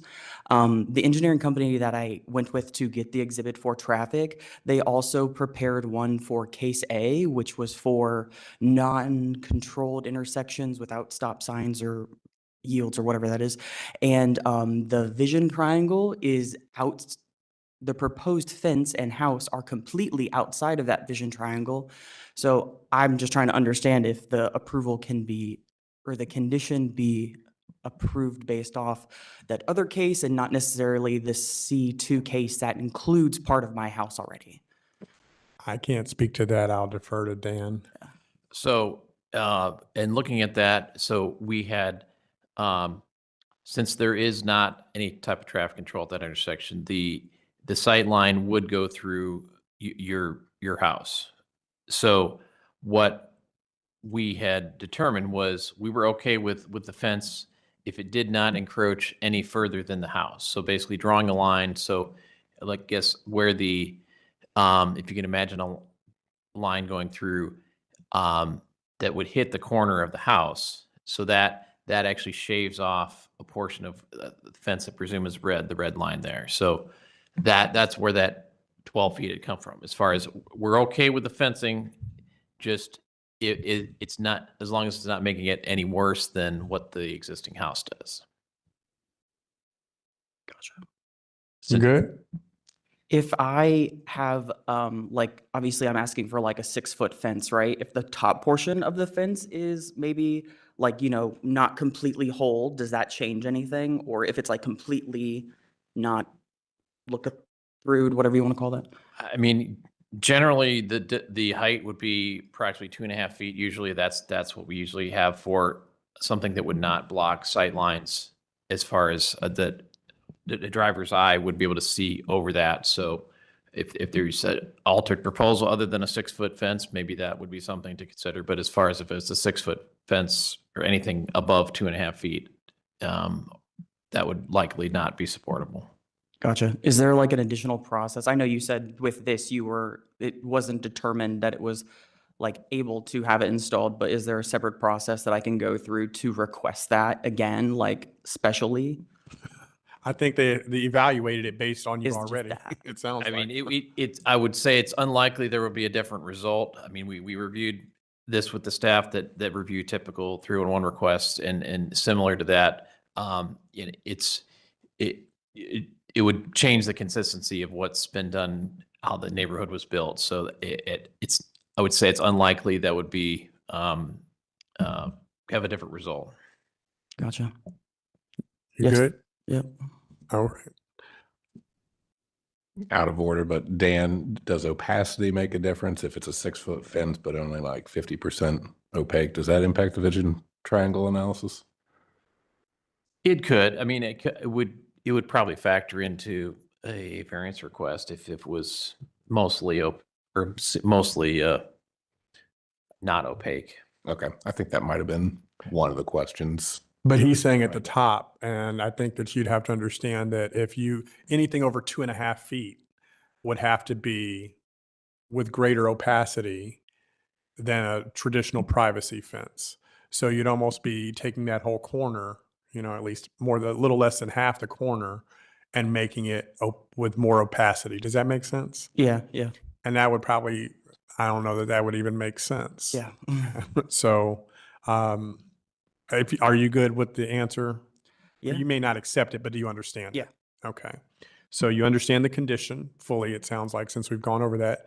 Is there anything additional that you'd like to add? The goal of the project was literally just to try to get as much space as possible. The patio in the back, we just recently had it redone with a stamped patio. So just trying to make living conditions better. And then also we're starting to think about planning families. So having space that's like enclosed for children to play. That's, basically it. Looks like it'll be a nice project. Is there anyone in the audience who would like to speak for or against this proposal as presented? Seeing and hearing none, any additional questions from my colleagues or comments? Okay. Whether the property in question would yield a reasonable return, yes. Whether the variance is substantial, no. Whether the essential character of the neighborhood would be substantially altered, or whether the adjoining properties would suffer a substantial detriment, no. Whether the variance would adversely affect delivery of government services, no. Whether the property owner purchased the property with knowledge of the zoning restriction, can't say with certainty. Whether the property owner's predicament feasibly can be obviated through some method other than a variance, based on their intention, I would say no. whether the spirit and intent behind the zoning requirement would be observed and substantial justice done, I would say yes. With that, would someone like to call the question? Call the question. The question's been called. Please call the roll call the question with the condition. Correct? With- The question's been called with the condition. Please call the roll. Mr. Weldley, I agree with the chair's analysis of the Duncan factors and vote yes. Ms. Egelhoff, I agree with the chair's analysis and vote yes. Mr. Maleka, I concur with the chair and vote yes. Chair Jones. Yes, the variance is granted. Good luck with your fence. Thanks. BZA 25-132 for 4255 North High Street. 4255 North High Street is located on the west side of North High Street, approximately 140 feet south of West Cook Avenue. It's zoned UGN1 Urban General District, and it's located in the Clintonville Area Commission. The 0.26 acre site is developed with a vacant building with a drive-through and associated parking lot, as well as a billboard which sits on top of the existing building.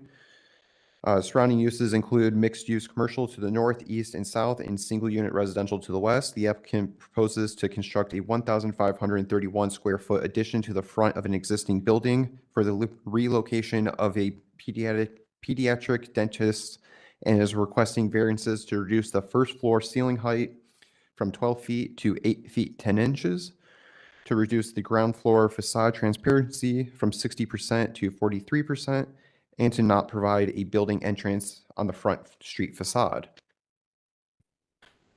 Staff note the proposal is located within a Title 34 district, accordingly to maintain alignment with the policy direction established by City Council to promote walkable and mixed-use development. Staff applies a higher level of scrutiny to variances and rezoning requests in these areas, in addition to adopt a land use plan and design guidelines. Staff note that the requested variances are not consistent with the Clintonville Neighborhood Plan's development principles. The plan states building facades facing public streets should incorporate an entrance door. Although the entrance is not provided on the North High Street elevation in the updated submission, planning is amenable to our previous comments and would be supportive of the structure not including an entrance along High Street if the applicants can commit to fully removing the existing curb cut on High Street. In this case, vehicle access would strictly be from the rear alley. This would also allow for a sidewalk approach leading to the entrance door on the west elevation. Staff note that an entrance along High Street may be difficult due to the layout of the addition's interior. The Division of Traffic Management has no comments. The Clintonville Area Commission recommends approval of this request from 5-1, and staff recommends disapproval as the proposal does not meet the standards and intent of the Title 34 UGN1 district. The applicant has not addressed the Planning Division's comments about making the site more pedestrian friendly by providing a front entrance or by removing the existing curb cut on High Street, conflicting both the Title 34 standards and Clintonville Neighborhood Plan's development principles. And going through the Duncan standards, beneficial use without the variance. Yes, the property can yield a reasonable return without variances. Is it substantial? The first floor ceiling height and facade transparency variances are not substantial, but the variance to not provide a building entrance on the front street facade is a substantial change from what is required. Essential character of the neighborhood altered. Yes, the variances requested would substantially alter the character of the neighborhood since most of the businesses in the immediate area have many windows that provide front facade transparency and have entrances on the front providing a walkable feel to the neighborhood. Governmental services affected. No governmental services will not be adversely affected. Knowledge of zoning restriction, unsure, cannot be determined as whether the owner was aware of the zoning restriction when they purchased the property. Predicament, feasibility without variances. Yes, there are ways to meet the code requirements that are being varied. Spirit intent, no, the spirit intent of the UGN1 zoning district is to promote a predominantly walkable district. Thank you so much. You have the recommendation. Would you please provide your name and indicate whether you were sworn? Ross Camp, and I've been sworn. Okay. Who's Troy Reynolds? I did confirm they're with the same firm. Okay. Yeah, I represent the firm. Yeah. Okay, thank you. So you have the recommendation, not unanimous, but a recommendation of approval from the city or from Clintonville Area Commission. You do not have, however, city approval, city department's approval. So you have a bit of and you're building something new, frankly. Yeah. in a pedestrian-friendly area that does certainly suggest that some of this could be done differently. So share with us why we should approve this. So this is, this application is in reference to a pediatric dentist office that's currently in the community, out of space, needs to add more treatment rooms, more parking. She's actually less than a mile north of this particular parcel. Purchased this parcel. It's in a great location to meet her business growth needs. The idea is to add an addition onto the front of the existing building. So we are building a new structure, a little over 1,500 square feet onto the front to accommodate everything that she needs for her healthcare practice to continue to grow. But we are keeping the existing structure on and tying it into. So the idea is we're going to, people are going to come off High Street, come into the back and park. And then we're proposing an entryway into the back kind of western part of the addition there, coming around the side. Where there'll be a sidewalk from the parking into the back side of that addition. The main reasons for the request in terms of the entryway in the front, which seems to be the most scrutinized piece of this, is she's actually run into situations in her current practice. She sees a fair number of special needs children, and her current practice faces High Street as well currently. And she's had instances where they will run out of the practice towards the street, one of which being very dangerous situation that luckily nothing bad happened, but she's really trying to avoid that situation. And I think the fact that we are expanding so close to High Street, it's all within compliance and it works well for what she's trying to do. But that really is the reasoning behind the entryway in the front and even the windows coverage, because the way that we have, if you could see the floor plan, the way that we had to kind of make this work tying into the existing building, really that the window where we're excluding a front window is really looking straight into the back of house, if you will, where medical records and things are being shared and discussed, and it's really more of a private setting. And again, if it were to the point where we didn't have to add as much onto the front to take full advantage of the property, maybe we would think a little differently, but it is very close to High Street, where in this walkable district, the intent is for folks to be walking there and, looking into that space, if you will. So that's kind of our argument on the windows. And then, of course, the safety of the children that she sees on a day-to-day basis is taken into account on the front entry. And we do think we can add to, we do have some front facade coverage or some front window coverage, and we have a kind of a logo wall there is the intent. And we do think that that still benefits the area and what they're trying to achieve, certainly in difference to what's there currently.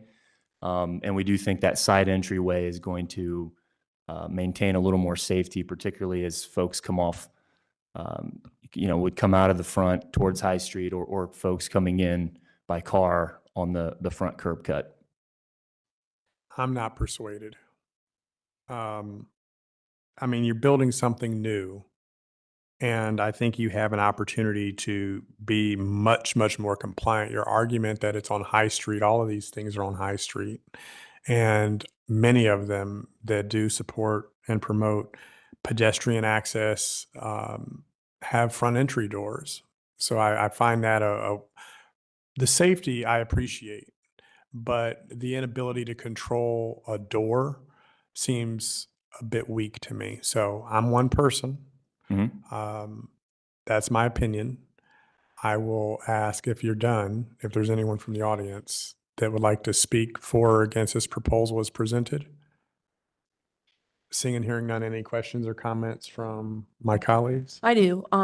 So I appreciate the concern about the kids running out and kind of explains the front entrance. What's the issue with getting rid of the curb cut on High Street? I think there's just more of a interest from the business owner to have access from both sides to the parcel. To follow that logic, then if you have the entranceway through the door, isn't that potential the kids running out the door and a car's coming in from High Street? Well, when we thought of this, we thought putting the entryway on the side and having the sidewalk come along the back, so you really do not have to go around the building in the jog out as cars are coming in, creates the safest environment to enter into the front portion of the area. Unless there's a argument against that, No, I'm more inclined to find in favor of the variance on the frontage of the High Street with the curb cut. I don't know if my colleagues are similar. Again, I'm one vote. and just some context on that. What would be the reasoning that would help you get to more of a? That's when this recognition, you got staff as disapproval, and one of their conditions was requesting that. And so Yeah. I'm more in favor to I defer to staff. Yeah. You got disapproval, so trying to fight that, I'm trying Sure. to find ways that I can balance the Duncan factors and Yep. still hear staff on disapproval, but you as the applicant making considerations based on the new zoning context and making it walkable. And I think taking that curb cut off of High Street definitely makes it more walkable. Okay. From a traffic standpoint, I mean, you're redeveloping the front of the site. Is that curb cut allowed? I mean, it could be permissible, but it could be removed. And I guess something to consider here is, at least from a pedestrian access, even if there is no door to High Street directly from the building, someone accessing the building from the sidewalk on High Street will have to walk along the narrow driveway. So they're forced to do that. So that, I mean, that, in a sense, is a certain pedestrian concern. Generally, we want to have at least a pedestrian connection to buildings. We don't really get into where the doors are, but we want to make sure that someone can walk from the sidewalk to the building. And that does not appear to be present unless they're walking up the narrow 13-foot wide driveway that's proposed. I guess so I do have two concerns. I do have concern with the curb cut as well as the door entry.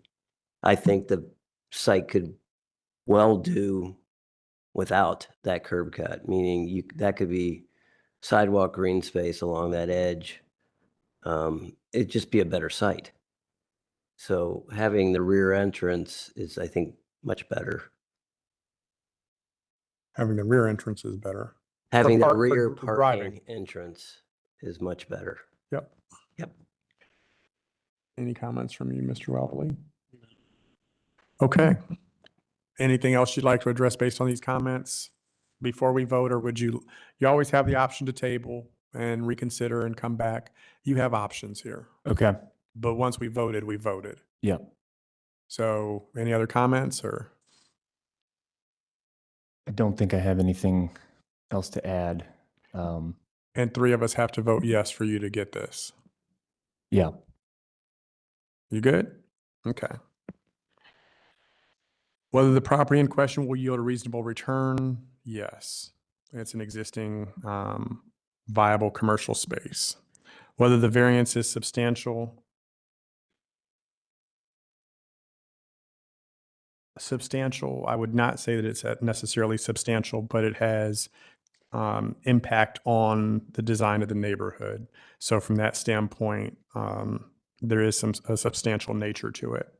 Whether the essential character of the neighborhood would be substantially altered, not based on the existing neighborhood, but certainly with how the neighborhood is being redeveloped, yes. Whether the variance would adversely affect the delivery of government services, no. Whether the property owner purchased the property with knowledge of the zoning restriction, I can't say with certainty, but I can say that they're intending to build with full knowledge of the zoning restriction. Whether the property owner's predicament can feasibly be obviated through some method other than a variance, they could simply use the property in its existing condition. Whether the spirit and intent behind the zoning requirement would be observed and substantial justice done, I would argue no. With that being said, would someone like to call the question? I will call a question. Question's been called. Please call the roll. Ms. Egelhoff? I'm taking the analysis by the chair, the Duncan factors. I find in favor of his analysis and vote no in granting the variance. Mr. Maleka? Yeah, as I stated earlier, I have an issue with the curb cut as well as where the entrance is for this and agree with the chair's analysis, so voting no. Mr. Wadley? I actually taking a little bit of a different approach and agree with staff's analysis of the Duncan factors and the fact that the project does not meet the Title 34 standards and vote no. Chair Jones? No, variances are not granted. So is that all three of the variances, or how is it independent of? Well, we did not vote on them separately. While that was your option, you may not have understood that to be the case. I don't know what our legal position would be on that under those circumstances, but we were voting no based on the comprehensive construction of everything that you're planning to design there. I mean, would it have changed any board members' vote to? Not mine. To take, so let's get that on the record. Would it have changed the board members' vote to take these individually? Egelhoff? No, my vote stays, whether individually or collectively, no. Mr. Maleka? I agree as well. I voted no on all three. Mr. Wadley? Yeah, I again found it against the Title 34, so I vote no. And my vote would remain the same. Chair? Yeah, universally, I'm a no. Okay, because we had staff approval on everything except the front facade, correct? Sir, you can talk to staff separately. We're going to give the respect to these other folks. We have voted. Those are questions you could have asked earlier. Thank you so much. BZA 25-133, 1466 Clara Street, please step forward.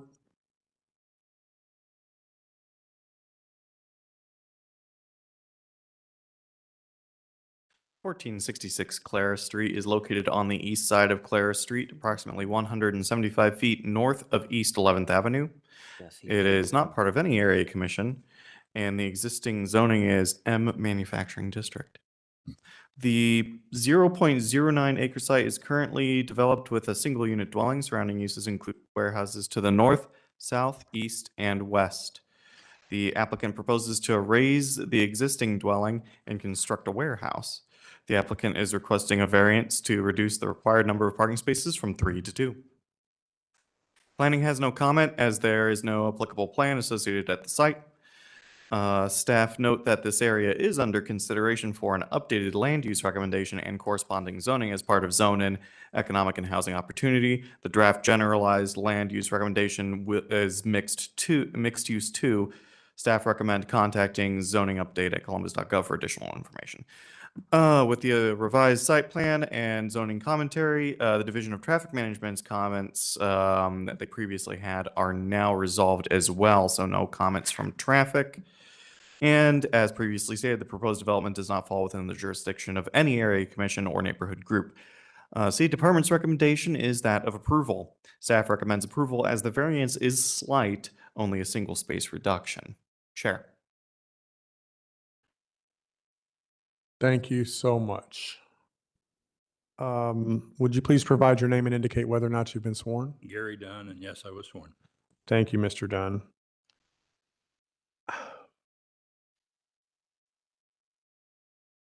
Have we looked at this site before?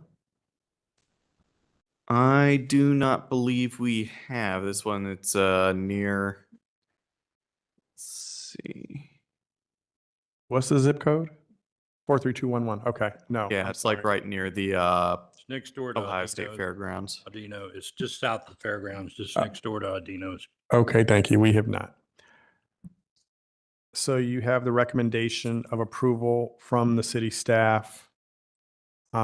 This area does not fall under the jurisdiction of any area commission, so you don't need approval there. Is there anything additional that you'd like to add? No, I mean, the owner is the owner of the varsity club, and they purchased this site many years ago with the intention of doing something eventually, and they finally are getting around to it. They just need storage for their business. There's not going to be any retail traffic. There's not going to be an employee here. It's strictly for storage. So we felt like, our parking issue was fairly minor in scope in requesting that. Okay. Yeah. Is there anyone in the audience who would like to speak for or against this proposal as presented? Seeing and hearing none, is there any questions or comments from my colleagues? Okay, based on the Duncan factors, would the property in question yield a reasonable return, or whether there can be any beneficial use of the property without the variance? I would say yes. Whether the variance is substantial, I would say no. Whether the essential character of the neighborhood would be substantially altered, whether the adjoining properties would suffer a substantial detriment, I can't say with certainty, as this is a residential street generally, isn't it? No? This is the only residence and it's been, I think, Okay, thank you. condemned by the city, so it hasn't been occupied for years, so Okay, thank you. there's no residential traffic at all on the street. Okay, thank you. A mini warehouse behind us, so. Okay. Whether the variance would adversely affect the delivery of government services? No. Whether the property owner purchased the property with knowledge of the zoning restriction? We can't say with certainty. Whether the property owner's predicament can feasibly be obviated through some method other than a variance? Not likely based on their intended use. Whether the spirit and intent behind the zoning requirement would be observed? I would say yes. That being said, would anyone like to call the question? I'll call the question. Question's been called. Please call the roll. Mr. Maleka? I concur with the chair and vote yes. Mr. Walderly? I agree and vote yes. Ms. Egelhoff? I likewise concur with the chair and vote yes. Chair Jones? Yes, the variance is granted. Good luck. Thank you very much. You're welcome. BZA 25-136 for 3042 Midgard Road. Please come forward. 3042 Midgard Road is located on the east side of Midgard Road, approximately 40 feet south of Mimring Avenue, I believe it is. It is part of the Clintonville Area Commission, and existing zoning is R3 Residential District. The 0.16 acre site is currently developed with a single unit dwelling. Surrounding uses include similar single unit dwellings to the north, south, east, and west. The applicant proposes to construct an extension to an existing detached garage to provide storage space. The applicant is requesting variances to increase the allowable height for a detached garage from 15 feet to 18 feet and to increase the allowable area dedicated to garage space from 748 square feet to 768 square feet. Planning Division has no comments, and the Division of Traffic Management likewise has no comments. The Clintonville Area Commission has recommended approval of the requested variances, voting 6-0. And City Department's recommendation is likewise that of approval. Staff recommends approval as the variances are slight and would result in a secondary building that does not exceed the footprint of the primary building. Chair. Thank you so much. Would you please provide your name and indicate whether or not you've been sworn? Jessica Steiner, yes, I've been sworn. And And you're affiliated I'm a with, representative of Prime Construction. okay. So you have the recommendation of approval from the city as well as unanimous approval from the Area Commission, Clintonville Area Commission. I would just simply add that we are approving the height, et cetera. If there is an intention to have this as habitable space, it would need to be built according to specific standards. I just want to make sure that you understand that going into this. But is there anything additional that you'd like to add? No. Okay. Would anyone in the audience like to speak for or against this proposal as presented? Seeing and hearing none, is there any questions or comments from my colleagues? Seeing and hearing none, we'll continue with the Duncan factors. Whether the property in question would yield a reasonable return or whether there can be beneficial use of the property without the variance, yes. Whether the variance is substantial, I would say no. Whether the essential character of the neighborhood would be substantially altered, I would say no.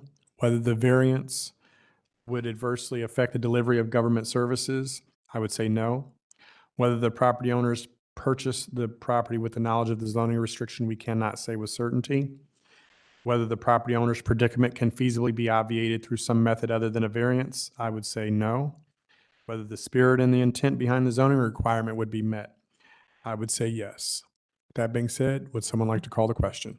I'll call the question.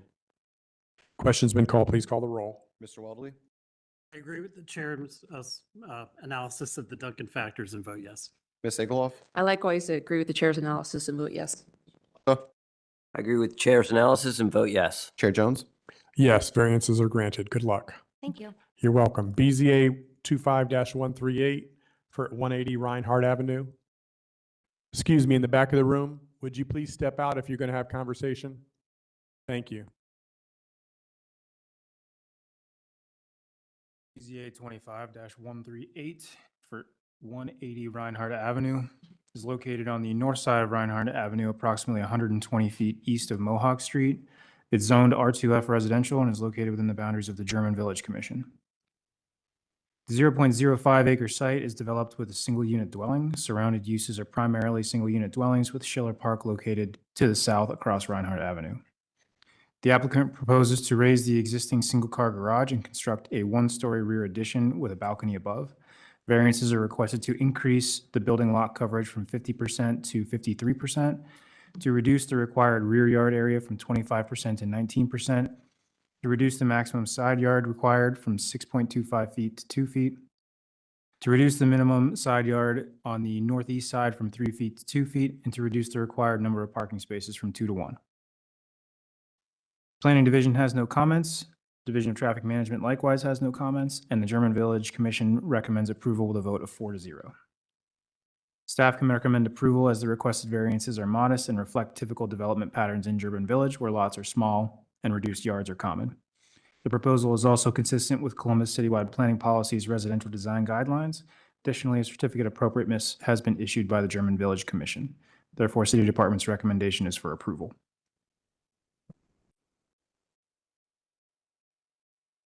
That it? Okay, would you please provide your name and indicate whether or not you've been sworn? Sure. My name's Jessie Garner, and yes, I've been sworn in. Okay. You have the recommendation of approval from the city staff as well as unanimous approval from the German Village Commission. Is there anything additional that you'd like to add? Just that this is a really small lot, and as it was already indicated that, it's really typical for German Village, so we feel like our asks are minimal for variances. And also the 2 bottom variances are existing conditions, so we aren't changing those. So that's it. Understood. Thank you. Is there anyone in the audience who would like to speak for or against this proposal as presented? Seeing and hearing none. Any questions or comments from colleagues? And again, none. Duncan factors, whether the property in question would yield a reasonable return, I would argue yes. Whether the variance is substantial, I would say no. Whether the essential character of the neighborhood would be substantially altered, I would say no. Whether the variance would adversely affect delivery of government services, no. Whether the property owner purchased the property with the knowledge of the zoning restriction, I can't say. Whether the property owner's predicament can feasibly be obviated through some method other than a variance, half of these no, because they're existing conditions. The other half would need to be no construction. Whether the spirit and the intent behind the zoning requirement would be observed, I would say yes. With that being said, would anyone like to call the question? Question. Question's been called. Please call the roll. Ms. Egelhoff, I agree with the chair's analysis and vote yes. Mr. Maleka, Concur with the chair and vote yes. Mr. Weldley, I agree as well and vote yes. Chair Jones. Yes, the variances are granted. Good luck with your project. Thank you. You're If we welcome. want to apply for a permit, am I able to do so now that we've been approved? I can't speak to that. Perhaps staff can help you over there. Okay, I can email. Okay, thank you so much. And thank you. Signed it. Thank you. BZA 25-141 for 2725 West Broad Street, please come forward. Hurry, Jack, hurry. It's wrong? What'd you say? Oh, I'm sorry. Should be Hollow Run Road. Number 15. I don't think that was in my pile. Jack, which one are you? I am BZA 25-139. Okay, I apologize. This wasn't in my pile. Yeah, don't make me wait any longer. I No. want it highlighted. BZA 25-139, 1813 Hollow Run Drive, please come forward. We're here. 1813 Hollow Run Drive is located on the west side of Hollow Run Drive, approximately 60 feet south of Rock Ledge Drive. It is part of the Greater Hilltop Area Commission and existing zoning is R2 residential district. The 0.15 acre site is currently developed with a single unit dwelling. Surrounding uses include similar single unit dwellings to the north, south, east, and west. The applicant proposes to legitimize an existing detached garage. The applicant is requesting a variance to increase the allowable area for a garage from 720 square feet to 800 square feet and to reduce the maneuvering area in front of a garage from 20 feet to 12 feet. The Planning Division has no comments, and the Division of Traffic Management likewise has no comments. The Greater Hilltop Area Commission has recommended approval of the requested variances, voting unanimously, 11-0. And City Department's recommendation is likewise that of approval. Staff recommends approval as the variances are slight and would result in a secondary building that does not exceed the footprint of the primary building. Chair. Thank you so much. Would you please provide your names and indicate whether or not you've been sworn? Jack Reynolds, I have been sworn. You all agree? And you've been sworn. Sign your escribe. We got them. Okay, gracias. Yeah. So you have the recommendation of approval from city staff and unanimous approval from the Greater Hilltop Area Commission. Is there anything additional that you'd like to add? Unless you all have questions that I can answer. It was an interesting story. The city granted the owner the ability to add a little bit of concrete to the front of his property. And he used it to park a truck, and code enforcement came out and said, you can't do that. And he agreed. And at the same time, code enforcement said, I see the permit to add the concrete, but I don't see a permit for the garage. And so the gentleman came in and asked for a building permit for the garage, and they were told you can't have a 800 square foot. So they were on my door. They simply walked down the street and we filed the application, and we're here before you all today. Understood. Thank you. Is there anyone in the audience who would like to speak for or against this proposal as presented? Seeing and hearing none, any questions or comments from colleagues? Okay, Duncan factors. Where'd my Duncan factors go? Whether the property in question will yield a reasonable return? Yes. Whether the variance is substantial? No. Whether the essential character of the neighborhood would be substantially altered? No. Whether the variance would adversely affect the delivery of government services? No. Whether the property owner purchased the property with the knowledge of the zoning restriction? I cannot say. Whether the property owner's predicament can feasibly be obviated through some method other than a variance? Yes, a smaller garage. Whether the spirit and the intent behind the zoning requirement would be observed? Yes. So I just want to say, I want to make sure that they're clear. They still cannot park a car. Oh, absolutely. Okay. I made that absolutely clear, that is a big time no-no. Okay, thank you so much. I said the board would not, they couldn't pay me enough to come down and ask. Understood, thank you. Yes. Would someone like to call the question? Call the question. Question's been called, please call the roll. Mr. Maleka? I concur with chair's analysis and vote yes. Mr. Weldley? I also agree with the chair's analysis and vote yes. Ms. Egelhoff? I likewise agree with the chair's analysis and vote yes. Chair Jones? Yes, the variances are granted. Good luck. Thank you. Thank you. So, case 16. BZA 25-141, please come forward. Finally. Still the same. BZA 25-141, 2725 West Broad Street is located at the southwest corner of West Broad Street and South Harris Avenue. Zoned UCT Urban Center and is located within the boundaries of the Greater Hilltop Area Commission. The 0.37 acre site is developed with a fueling station. Surrounding uses include an educational facility to the north, a religious facility to the west, funeral parlor to the east, and residential uses to the south. The applicant proposes to legitimize an existing fueling station.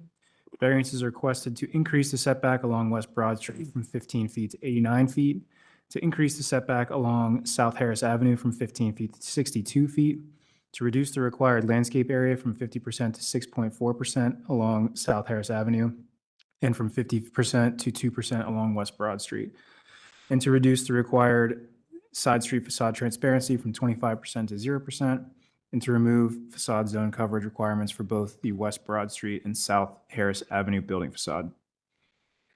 Staff note the proposal is located within a Title 34 district, accordingly to maintain alignment with the policy direction established by City Council to promote walkable and mixed-use development. Staff applies a higher level of scrutiny to variances and rezoning requests in these areas in addition to the adopted land use plan and design guidelines. Staff note the requested variances are not consistent with the Hilltop Land Use Plan's recommendation that buffering and landscaping should be provided to minimize impacts on the adjacent neighborhoods. Planning recommends that additional landscaping be provided at the site where possible in order to be consistent with the plan's recommendations. Division of Traffic Management has stated that right-of-way dedication of 50 feet from the center line of West Broad Street will be required. The Greater Hilltop Area Commission recommends approval with a vote of 11-0.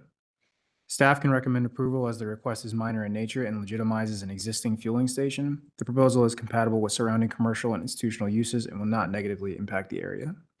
City Department's recommendation is for approval. So I have to ask. I thought you might. To legitimize, how long has this been here? Good question. I thought you were going to ask about the Title 34. I'm like, why is it in front of us? That's.